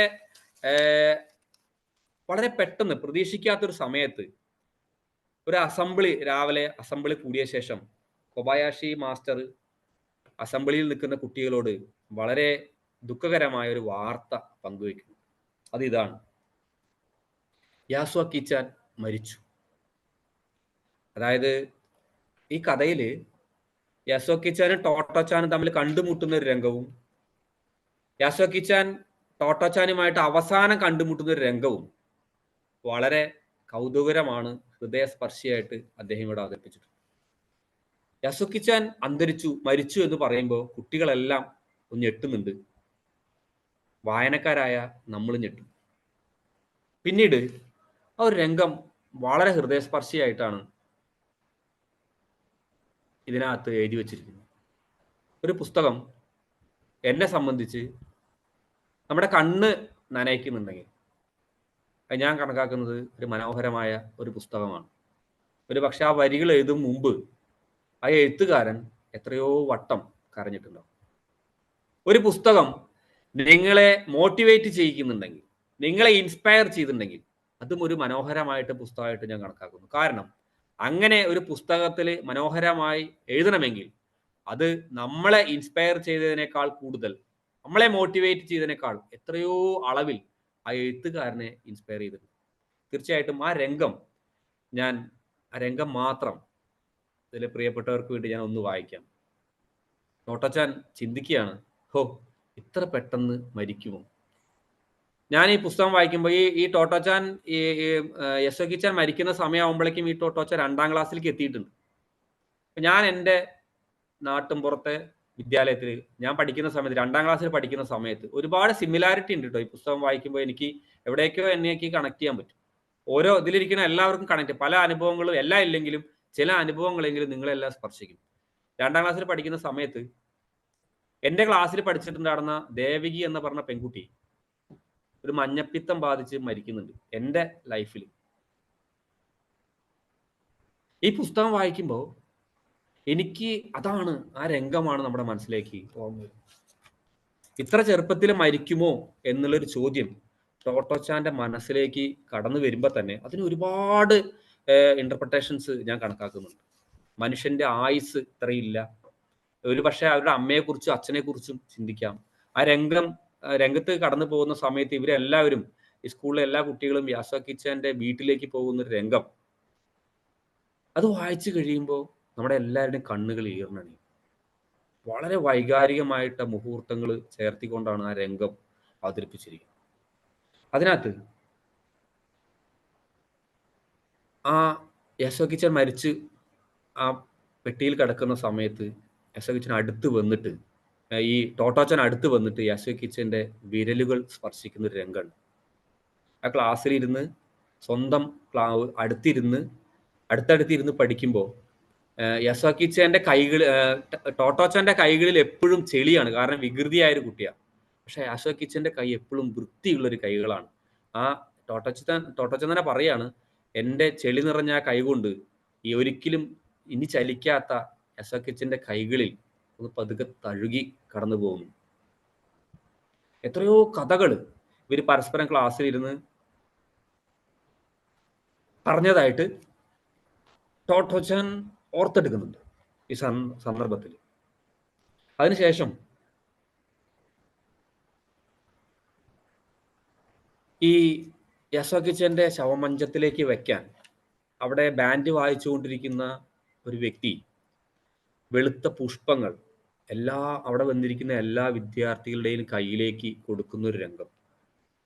ഈ പുഷ്പങ്ങള് ആ ശവമഞ്ചത്തിൽ വെച്ചുകൊണ്ട് തിരിച്ച് വീട്ടിൽ നിന്നും ഇറങ്ങി പോകുന്ന രംഗം വളരെ ഹൃദയസ്പർശിയായിട്ട് ആരെയും വായിക്കുമ്പോൾ കണ്ണ് നനയിപ്പിക്കുന്ന തരത്തിലാണ് കഥാകൃത്ത് എഴുതി വച്ചിരിക്കുന്നത്. തീർച്ചയായിട്ടും നമ്മൾ നമ്മുടെ മക്കളോട്, ചെറിയ കുട്ടികളോട് കലഹിക്കുമ്പോൾ, അവിടെ കുസൃതികൾ കാണാതെ പോകുമ്പോൾ, നമ്മുടെ മക്കളുടെ ആയുസ് നമ്മുടെ ഓരോ കുട്ടികളുടെയും പത്രത്താളുകളിൽ വായിക്കുമ്പോഴെല്ലാം ചേർത്തി വെക്കാൻ ഒരു യാസോക്കിച്ചാനെ നമ്മുടെ മനസ്സിൽ അവശേഷിപ്പിച്ചിട്ടാണ് ഈ കഥ മുന്നോട്ട് പോകുന്നത്. അങ്ങനെ ഹൃദയസ്പർശിയായ രംഗങ്ങളുണ്ട്. ഇതിനകത്ത് റോക്കി എന്ന് പറഞ്ഞൊരു പട്ടിയുണ്ട്. ഈ പട്ടിയെ കാണാതാവുന്ന ഒരു രംഗം വളരെ മനോഹരമായിട്ട് ഇതിനകത്ത് എഴുതി ചേർത്തിട്ടുണ്ട്. തീർച്ചയായിട്ടും കാലങ്ങൾ കടന്ന് 2024 ഒരുപക്ഷെ മുമ്പ് ഞാൻ വായിച്ചതാണെങ്കിൽ പോലും ഇന്ന് ഈ പുസ്തകം വായിക്കുമ്പോൾ ഇത്തരത്തിലുള്ള ഇന്റർപ്രിട്ടേഷൻ എല്ലാം കൊടുക്കാൻ ടോട്ടോച്ചാന് കഴിയുന്നുണ്ട്. കഥയുടെ അവസാനം എന്താണ് എന്നുള്ളത് ഞാനൊരു സസ്പെൻസ് ആയിട്ട് ഇവിടെ നിർത്തുകയാണ്. 2ാം ലോക മഹായുദ്ധം കൊടുമ്പിരി കൊണ്ടിരിക്കുന്ന സമയത്ത് അമേരിക്കയുടെ ആക്രമണം നിരന്തരം ഏറ്റ ജപ്പാനിലെ ഒരു സാധാരണ ഒരു വിദ്യാലയത്തിന് എന്ത് സംഭവിച്ചു എന്നുള്ളത് അറിയാൻ നിങ്ങൾക്ക് എല്ലാവർക്കും കൗതുകം ഉണ്ടാവുമെന്ന് എനിക്ക് തോന്നുന്നു. ആ കൗതുകം തീർക്കാൻ തീർച്ചയായിട്ടും 234 പേജുള്ള പുസ്തകം വായിക്കണം. ഇത് പണം കൊടുത്ത് വാങ്ങിക്കണം എന്നില്ല, പുസ്തകമായിട്ട് മക്കളിലേക്ക് കൊടുക്കണം എന്നാണ് ഇത് PDF-ന്റെ ഫയൽ ഇതിനകത്ത് അവൈലബിൾ ആണ്. ഞാൻ ദിനേശ് സാറിന്റെ ഗ്രൂപ്പിൽ അതിന്റെ PDF ഞാൻ ഷെയർ ചെയ്യാൻ, നിങ്ങൾ വായിക്കണം. തീർച്ചയായിട്ടും ടോമോ വിദ്യാലയത്തിന് എന്ത് സംഭവിച്ചു, അതിലൊരു വിദ്യാർത്ഥി ആയിരുന്ന ഇതിന്റെ എഴുത്തുകാരിക്ക് ജീവിതത്തിൽ എന്ത് സംഭവിച്ചു, ഈ പുസ്തകം അവസാനിപ്പിച്ച ശേഷം കഥാവശേഷം എന്ന് പറഞ്ഞ ഒരു കാര്യം ഇതിനകത്ത് പറയുന്നുണ്ട്. അങ്ങനെയാണ് തെത്സുക്കോ കുറോയനാഗി ആരായി, ആ വിദ്യാലയത്തിൽ ഉണ്ടായിരുന്ന കുള്ളനായ ആ മനുഷ്യൻ ആരായി, ആ വിദ്യാലയത്തിലെ കൊബയാഷി മാസ്റ്റർക്ക് എന്ത് സംഭവിച്ചു, വീണ്ടും ആ ഒരു വിദ്യാലയം അതുപോലെ നിലനിന്നിരുന്നോ, അല്ലെങ്കിൽ അതുപോലെ അതിന് പറ്റുമായിരുന്ന ഒരു വിദ്യാഭ്യാസ സമ്പ്രദായം ഉണ്ടായിരുന്നോ എന്നെല്ലാം ചോദ്യങ്ങൾ ഞാനിവിടെ അവശേഷിപ്പിക്കുകയാണ്. അത് പ്രിയപ്പെട്ട വായനക്കാർ തന്നെ കണ്ടെത്തുക. തീർച്ചയായിട്ടും ടോട്ടോച്ചാൻ ജനാലക്കരികിലെ വികൃതിക്കുട്ടി എന്നാണ് പൂർണ്ണമായും ഈ പുസ്തകത്തിന്റെ പേര്. ആ വികൃതിക്കുട്ടി എന്നതിനെ അന്വർത്ഥമാക്കുന്ന രീതിയിൽ തന്നെയാണ് ടോട്ടോച്ചാനെ അവതരിപ്പിച്ചിരിക്കുന്നത്. കാലം കടന്നു, രാജ്യങ്ങൾ കടന്നു, ഭാഷ കടന്നു, എത്രയോ ഭാഷകളിലേക്ക് ഈ മനോഹരമായ കൃതി മൊഴിമാറ്റം ചെയ്തു. കുട്ടികളെയും മുതിർന്നവരെയും അധ്യാപകരെയും മാതാപിതാക്കളെയും ഇന്നും ആകർഷിക്കുന്നുണ്ട് ഈ പുസ്തകം. അതിന് കാരണം ഇതിൻ്റെ ഉള്ളിൽ അമൂല്യമായി കിടക്കുന്ന രത്നങ്ങൾ തന്നെയാണ്. തീർച്ചയായിട്ടും ഭക്ഷണത്തിലും വിദ്യാഭ്യാസത്തിലും ആരോഗ്യത്തിലും ഒരുപക്ഷെ സെക്സ് നോളജിലും ബോഡി ഷെയ്മിങ്ങിനെ കുറിച്ചുമെല്ലാം പറയാതെ പറഞ്ഞുകൊണ്ട്, ഒരു കുട്ടികൾക്ക് മനസ്സിലാവുന്ന രീതിയിൽ പറഞ്ഞുകൊണ്ട് അത് മുതിർന്നവരിലേക്ക് കൂടി എത്തിക്കാൻ ഇതിലെ എഴുത്തുകാരിയായ തെത്സുക്കോ കുറോനാഗി എന്ന് പറഞ്ഞ എഴുത്തുകാരിക്ക് കഴിഞ്ഞിട്ടുണ്ട്. തീർച്ചയായിട്ടും അത് തന്നെയാണ് എന്നെ ഇതിലേക്ക് ആകർഷിച്ചത്. രണ്ടാം ലോക മഹായുദ്ധത്തിൽ ജപ്പാന്റെ മുകളിൽ നിരന്തരം അമേരിക്ക ആക്രമണം നടത്തുമ്പോൾ എത്രയോ വിദ്യാലയങ്ങൾ നഷ്ടപ്പെട്ടിട്ടുണ്ട്. ഇന്നും പാലസ്തീനിലും അല്ലെങ്കിൽ ഇസ്രായേലിലായാലും ഉക്രൈനിലായാലും ഒരുപാട് വിദ്യാഭ്യാസ സ്ഥാപനങ്ങൾ നഷ്ടപ്പെടുന്നു. അത് നഷ്ടപ്പെടുമ്പോൾ തീർച്ചയായിട്ടും അവിടുത്തെ കുട്ടികളെ ബാധിക്കുന്നു, അവിടുത്തെ അമ്മമാരെ ബാധിക്കുന്നു, അവിടുത്തെ വിദ്യാഭ്യാസ സമ്പ്രദായങ്ങളെ ബാധിക്കുന്നു. ഒരു യുദ്ധം വരുമ്പോൾ തീർച്ചയായിട്ടും ഏറ്റവും കൂടുതൽ ആക്രമിക്കപ്പെടുന്നത്, നിരാലംബരാവുന്നത്, അതിനെ ദോഷമായി ബാധിക്കുന്നത് കുട്ടികളെയും സ്ത്രീകളെയുമാണ്. കുട്ടികളെ ബാധിക്കുക എന്ന് പറയുമ്പോൾ തീർച്ചയായിട്ടും അവരുടെ വിദ്യാഭ്യാസ സമ്പ്രദായങ്ങളെ ബാധിക്കുന്നു. അത് വീണ്ടും വീണ്ടും ഈ നൂറ്റാണ്ടിലും നമ്മളെ ഓർമ്മപ്പെടുത്താൻ ടോട്ടോച്ചാന് കഴിയുന്നുണ്ട്. ആ ഒരു അർത്ഥം ഉൾക്കൊണ്ട് തന്നെയാണ് ഇന്നത്തെ കാലഘട്ടത്തിൽ ആ മെസ്സേജ് ഉണ്ട് എന്ന് മനസ്സിലാക്കിയിട്ടാണ് ടോട്ടോച്ചാൻ എന്ന പുസ്തകം ഞാനിവിടെ അവതരിപ്പിച്ചത്. ഇതുവരെ കേട്ട എല്ലാവർക്കും നന്ദി. ഇതിനെ ക്ഷണിച്ച ദിനേശ് സാറിനോടുള്ള നന്ദിയും കടപ്പാടും അറിയിക്കുന്നു. Thank you very much. Thank you sir. ഞാൻ എല്ലാവരോടും ഒരു ഹൃദയം പ്രഭാകർ സാറിന് വേണ്ടിയിട്ട് സമർപ്പിക്കാൻ പറയാണ്. ഒരുപാട് മനോഹരമായിട്ട്, ഇത്രയും മനോഹരമായിട്ട് ഒരു പുസ്തകത്തെ പരിചയപ്പെടുത്താൻ പറ്റുമെന്ന് തന്നെ ഞാൻ ചിന്തിച്ചു പോയി. വളരെ മനോഹരമായിട്ട് സാർ പറഞ്ഞ പോലെ ഒരു പുസ്തകം പല ഘട്ടത്തിൽ അല്ലെങ്കിൽ വീണ്ടും വീണ്ടും വായിക്കുമ്പോൾ അതിന്റെ തലം മാറുന്നുവെന്ന് സാറിന് എല്ലാവർക്കും ബോധ്യപ്പെടുത്തി തന്നു. ഒരു മികച്ച തിരക്കഥാകൃത്തിനെ ഞങ്ങൾ കണ്ടു. ഒരുപാട് സ്നേഹം, ഇമോജിയിൽ പോയിട്ട് ഒരു ലവ് എല്ലാവരും കൂടിയിട്ട്. അതിലും കൂടുതലൊന്നും പറയാനില്ല ശരിക്കും പറയുകയാണെങ്കിൽ. എല്ലാവരും നമ്മുടെ ആ സ്ക്രീനിൽ നിറഞ്ഞോട്ടെ. വാക്കുകൾ കൂടുതൽ ഉപയോഗിച്ച് കഴിഞ്ഞാൽ അതിന്റെ തീവ്രത കുറഞ്ഞു പോകും. വാക്കുകളില്ലാതെ നമുക്ക് ആ സ്നേഹം കൊടുക്കാം. ഞാനിങ്ങനെ മുഴുകിയിരിക്കുകയായിരുന്നു. ടോട്ടോ ചാനും കൊബയാഷി മാസ്റ്ററും യസോക്കി ചാനും എല്ലാം ആ സാറ് ചോദിച്ച പോലെ മലയിൽ നിന്നുള്ള പങ്ക് കൊടുത്തിട്ടുണ്ടോ, സമുദ്രത്തിൽ നിന്നുള്ള പങ്ക് കൊടുത്തിട്ടുണ്ടോ? ഈ കഥ എല്ലാം കഴിഞ്ഞു മുമ്പ് നമ്മുടെ ഉള്ളൊരു ചോദ്യം വരികയാണ്, ഹൃദയത്തിൽ നിന്നുള്ള പങ്ക് നമ്മൾ നമ്മുടെ കുട്ടിക്ക് കൊടുത്തിട്ടുണ്ടോ എന്ന്, അല്ലെങ്കിൽ ഇപ്പോൾ കൊടുത്തുകൊണ്ടിരിക്കുന്നുണ്ടോ എന്ന്. അതാണ് ശരിക്കും എനിക്ക് ഇതെന്ന് കിട്ടിയത്. ഇവൻ യസോക്കി ചാൻ ആ സമ്മാനം കിട്ടിയത് ഞാൻ എൻ്റെ കുട്ടിക്കാലമായിട്ടൊന്ന് ആലോചിച്ചു. ആദ്യമായിട്ട് ന്യൂസ് പേപ്പർ ഒരാഴ്ച ഇടാൻ പോയപ്പോൾ 15 രൂപ കിട്ടിയപ്പോൾ വലിയ 2 മാങ്ങയാണ് ഞാൻ മേടിച്ചത്, പച്ച മാങ്ങ. അത് വഴിയിൽ വീണ് പോയിണ്ടായിരുന്നു. സൈക്കിള് സ്പീഡിൽ വീട്ടിൽ കൊണ്ടിരുമ്പോൾ അതിന്റെ മുകളിലേക്ക് ഒരു ലോറി വന്നു. പക്ഷെ ആ ലോറിക്കാരൻ എന്തോ എന്റെ മനസ്സറിഞ്ഞിട്ട് ബ്രേക്ക് ഇട്ട് ചവിട്ടി അത് എന്നോട് എടുത്തോളാൻ പറഞ്ഞു. ആ മാങ്ങ കൊടുത്തിട്ട് ഞാൻ വീട്ടിൽ കൊടുത്തു. ഞാൻ കുറെ തവണ അത് തിന്നു. കാരണം ഭയങ്കര രുചിയായിരുന്നു മാങ്ങയ്ക്ക്. കുറച്ചു പേർക്ക് അഭിപ്രായം പറയാം, മുന്നോട്ട് വരാം. അഭിപ്രായം പറയാനും നിങ്ങളുടെ ഫീല് ഹൃദയം തുറന്ന് സംസാരിക്കാനുള്ള സമയമാണ്. ആരാണ് മുന്നോട്ട് വരുന്നത്? നമിച്ചു പ്രഭാകരൻ സാറേ. ഞാൻ ഹയർ സെക്കൻഡറി ടീച്ചറാണ്, അടൂരാണ് വർക്ക് ചെയ്യണത്. ഞാൻ ഈ ബുക്ക് വായിച്ചതാണ്. ഞാൻ വളരെ രസമായിട്ടാണ് സാറ് അവതരിപ്പിച്ചത്. കേട്ടിരുന്നു പോയി. ആ സത്യം പറഞ്ഞ ആ മരണമൊക്കെ എന്ന് പറഞ്ഞാൽ ഞാൻ വായിച്ചപ്പോഴും എന്റെ കണ്ണ് നിറഞ്ഞു പോയിരുന്നു. സാറിന് ഹാൻഡ്സ് ഓഫ്. സത്യം പറയാം, ആ ബുക്ക് ഇതിൽ കൂടുതൽ റിവ്യൂ ചെയ്യാൻ പറ്റൂല, അത്രയ്ക്ക് പറയാം. ട്രിവാൻഡ്രത്ത് നിന്നാണ് ഞാൻ. ട്രിവാൻഡ്രത്ത് നിന്നാണ്. Thank you ma'am, thank you, സന്തോഷം. Sarasamma ma'am. Thank you sir. ആ ബുക്കിന്റെ ആ സാറിന്റെ ആ ബുക്ക് റിവ്യൂ കേട്ടതിന്റെ ഹാങ് ഓവർ ഇതുവരെ മാറിയിട്ടില്ല. ശരിക്കും അതിലെ കഥാപാത്രങ്ങളെ എല്ലാം എൻ്റെ മനസ്സിലേക്ക് ആ കഥാപാത്രങ്ങളെല്ലാം ആഴത്തിൽ ഇറങ്ങാൻ സാറിന്റെ അവതരണത്തോട് സാധിച്ചു സാർ. ശരിക്കും ആ ലിറ്റിൽ ഗേളായിട്ടും അധ്യാപകനായിട്ടും അമ്മയായിട്ടും എല്ലാം ആ കഥാപാത്രങ്ങളെ ശരിക്കും അതിനോട് ഇഴകിച്ചേരാനായിട്ട് സാധിച്ചു. ആ രീതിയിലാണ് സാറിന്റെ അവതരണം. സാർ ഒരു തിരക്കഥാകൃത്താണെന്ന് അറിയുന്നു. സാറിന്റെ സിനിമ എത്രയും പെട്ടെന്നുണ്ടാവട്ടെ. സാറിന് എല്ലാ ആശംസകളും നേരുന്നു. നല്ല അവതരണ ശൈലിയായിരുന്നു സാറിന്. ഒരു ബുക്ക് റിവ്യൂ എന്ന് പറയുന്നത് ഞാനൊരു അധ്യാപികയാണ്. സ്കൂളിൽ നമ്മളിങ്ങനെ കുട്ടികളെ കൊണ്ടൊക്കെ ചെയ്യിപ്പിക്കാറുണ്ട് പുസ്തകം വായിപ്പിച്ചിട്ട്. പക്ഷേ സാറിന്റെ ഈ അവതരണം ആ ഒരു ശൈലി ഒരു പ്രത്യേക രീതിയിലായിരുന്നു. സാറ് ശരിക്കും ജീവിച്ച് കാണിച്ചു എന്ന് എനിക്ക് തോന്നുന്നു ശരിക്കും. പിന്നെ സാറിന്റെ ചെറുപ്പകാലമൊക്കെ പറഞ്ഞപ്പോൾ എനിക്കും എൻ്റെ ചെറുപ്പകാലം അതേ അനുഭവങ്ങളായിരുന്നു. ഞാനൊരു നാട്ടുമ്പുറത്താണ് താമസിച്ചത്. അപ്പൊ എനിക്കും ആ ഓർമ്മകളൊക്കെ നമ്മൾ ഇതുപോലെ ഇപ്പൊ ഞങ്ങൾ ഒരുമിച്ച് പഠിച്ച ഹൈസ്കൂൾ വരെ ഞങ്ങൾ ഒരുമിച്ച് ഇങ്ങനെ ഒരു കടവിൽ കുളിക്കുകയും ഒക്കെ അച്ഛനും അമ്മയും ചേട്ടന്മാരും ഒക്കെ ഒരുമിച്ച് അങ്ങനെ കുളിക്കുന്ന ഒരു ആ ശീലമൊക്കെ ഉണ്ടായിരുന്നു. അത് ഇപ്പം പക്ഷേ നമ്മള് നമുക്കറിയാലോ ഇന്നത്തെ കാലഘട്ടം എങ്ങനെയാണെന്നുള്ളതൊക്കെ. അപ്പം ശരിക്കും സാറ് ആ പുസ്തകം അവതരിപ്പിച്ചതോടുകൂടി കുറെ നല്ല കുറെ മോറൽസും കൂടി സാർ അതില് കൊണ്ടുവന്നു എന്നുള്ളതാണ് ശരിക്കും. കുറച്ച് വാല്യൂസ് സാറ് കൊണ്ടുവന്നു.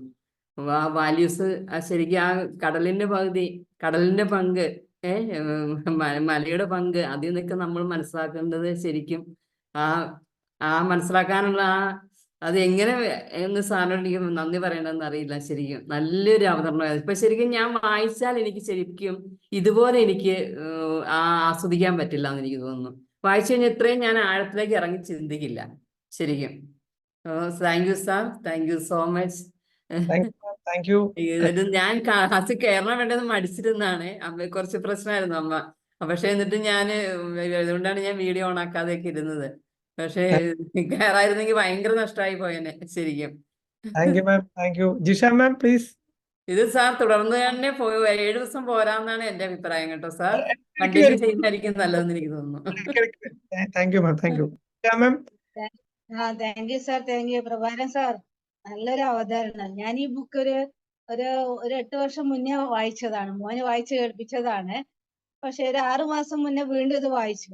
അപ്പൊ അന്ന് വായിച്ച പോലെയല്ല, രണ്ടാമത് വായിക്കുമ്പോൾ നമുക്ക് കൂടുതലായിട്ട് ഫീൽ ചെയ്യുക ചെയ്യുന്നത്. ശരിക്കും ഒരു പേരന്റ് എങ്ങനെയാവണം, ഒരു ടീച്ചർ എങ്ങനെയാവണം എന്നൊക്കെ ഇതൊരു പാടാണ്. ഈ ഒരു ബുക്ക് നമുക്ക് പറഞ്ഞു തരുന്നുണ്ട്. നന്നായിട്ടുള്ള നല്ലൊരു നമുക്ക് വീണ്ടും വീണ്ടും ഇപ്പൊ സാർ ഒന്നുകൂടെ അവതരണം നടത്തിയപ്പോ ഒന്നുകൂടെ വായിക്കാനാണ് തോന്നുന്നത്. അത്രയും നല്ലൊരു ഫീലിങ്ങോട് കൂടിയാണ് സാർ അത് അവതരിപ്പിച്ചത്. മനോഹരമായിട്ട് അവതരിപ്പിച്ചു. Thank you sir, thank U. ഏതായാലും പ്രഭാകരൻ മാഷ് ഗംഭീരമായിട്ടുള്ള ഒരു തുടക്കമാണെന്ന് കുറിച്ചിരിക്കുന്നത്. വളരെ പ്രസക്തമായിട്ടുള്ള ഒരു പുസ്തകം.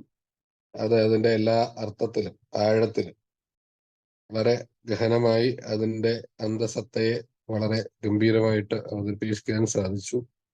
അഭിനന്ദനം. പ്രത്യേകിച്ചും നമ്മുടെ ഒരു പാരമ്പര്യ വിദ്യാഭ്യാസ രീതിയെ പൊളിച്ചെടുക്കുന്ന രീതിയിൽ അതിന്റെ പേരിൽ തന്നെ ഉണ്ട്. ജനാലക്കരികിലെ വികൃതിക്കുട്ടി എന്ന് പറയുമ്പോൾ ടോട്ടോച്ചാൻ എന്തായിരുന്നു ടോട്ടോച്ചാന്റെ കുഴപ്പം എന്ന് ചോദിച്ചാൽ, ടോട്ടോച്ചാന് ക്ലാസ് മുറിക്ക് അപ്പുറത്തേക്കുള്ള നിരീക്ഷണ പാഠവും ഉണ്ടായിരുന്നു എന്നുള്ളതാണ് അവളെ ആദ്യ സ്കൂളിൽ നിന്ന് പുറത്താക്കാനുള്ള പ്രധാനപ്പെട്ട കാര്യം. അവള് പ്രകൃതിയെ നിരീക്ഷിക്കുകയായിരുന്നു, ചുറ്റുമുള്ളതിനെ നിരീക്ഷിക്കുകയായിരുന്നു. അത് ഒരു പാരമ്പര്യമുള്ള ഒരു രീതിയിൽ ടീച്ചേഴ്സിന് അത് ഉൾക്കൊള്ളാൻ സാധിച്ചില്ല. അവർ അത്ര വലുതായിരുന്നില്ല എന്നുള്ളതാണ് ആദ്യ സ്കൂളിൽ നിന്ന് പുറത്താക്കപ്പെടാനുള്ള കാരണം. പിന്നീട് കവായിഷി മാസ്റ്ററുടെ അടുക്കലേക്ക് എത്തുന്ന ആ രംഗം അത് പ്രഭാകരൻ മാഷ് വളരെ ഗംഭീരമായിട്ട് അവതരിപ്പിച്ചു. ആ ഒരു ട്രെയിനിന്റെ കമ്പാർട്ട്മെന്റുള്ള ആ സ്കൂളിലേക്ക് കടന്നു വരുമ്പോ ആ സ്കൂളിലെ ഹെഡ് മാഷോട് ടോട്ടോച്ചാൻ ചോദിക്കുന്ന ആദ്യ ചോദ്യം, നിങ്ങള് സ്കൂളിലെ ഹെഡ് മാഷാണോ അതോ സ്റ്റേഷൻ മാഷാണോ എന്നാണ്.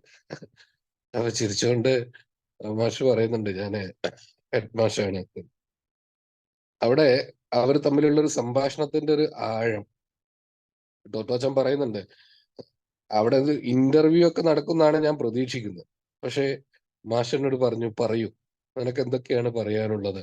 അങ്ങനെ ഒരു ചോദ്യം ടോട്ടോച്ചാൻ പ്രതീക്ഷിക്കുന്നേ ഉണ്ടായിരുന്നില്ല. അവള് ഇങ്ങനെ പറഞ്ഞുകൊണ്ടേ ഇരിക്കുകയാണെന്നാണ്. അവസാനം എന്നാ നമുക്ക് ഉച്ചഭക്ഷണത്തിന് പോയാലോ എന്ന് ചോദിക്കുമ്പോഴാണ് ഇത്രയും മണിക്കൂറുകള് മാഷ് എന്നെ മാത്രം കേട്ടുകൊണ്ടിരിക്കുകയായിരുന്നു എന്ന് ടോട്ടോച്ചാൻ പറയുന്നുണ്ട്. ടോട്ടോച്ചാൻ പറയുന്നുണ്ട്, അന്ന് എനിക്ക് സമയത്തെ കുറിച്ച് അത്ര വലിയ ഒരു ധാരണയൊന്നും ഉണ്ടായിരുന്നില്ല. പക്ഷെ ഇന്നാണെങ്കിൽ മാഷെ ഞാൻ കുറെ കൂടെ ഇഷ്ടപ്പെട്ടു പോകുമായിരുന്നു എന്ന് പറയുന്നു. അന്ന് പറഞ്ഞാൽ ലിസണിങ് എന്ന് പറയുന്നത് എത്രമാത്രം പ്രത്യേകമുള്ളതാണ് എന്ന് ആ ഒരു കാര്യത്തിലൂടെ പറയും. മറ്റൊരു രംഗം എൻ്റെ ഹൃദയത്തെ വല്ലാതെ സ്പർശിച്ച മറ്റൊരു രംഗമുണ്ട് ആ പുസ്തകത്തില്. അത് ടോട്ടോച്ചാന്റെ ക്ലാസ്സിൽ തന്നെ ഒരു ടീച്ചർ ഇങ്ങനെ ക്ലാസ് എടുക്കുമ്പോൾ ഒരു കുരങ്ങിനെ കുറിച്ചൊക്കെ ഇങ്ങനെ പറയുമ്പോൾ ഒരു കുട്ടിയോട് ചോദിക്കുന്നുണ്ട്, നിന്റെ വാല് അവിടെ തപ്പി നോക്കാൻ പറയുന്നുണ്ട്, വാല് മുറിഞ്ഞ സ്ഥലത്ത്.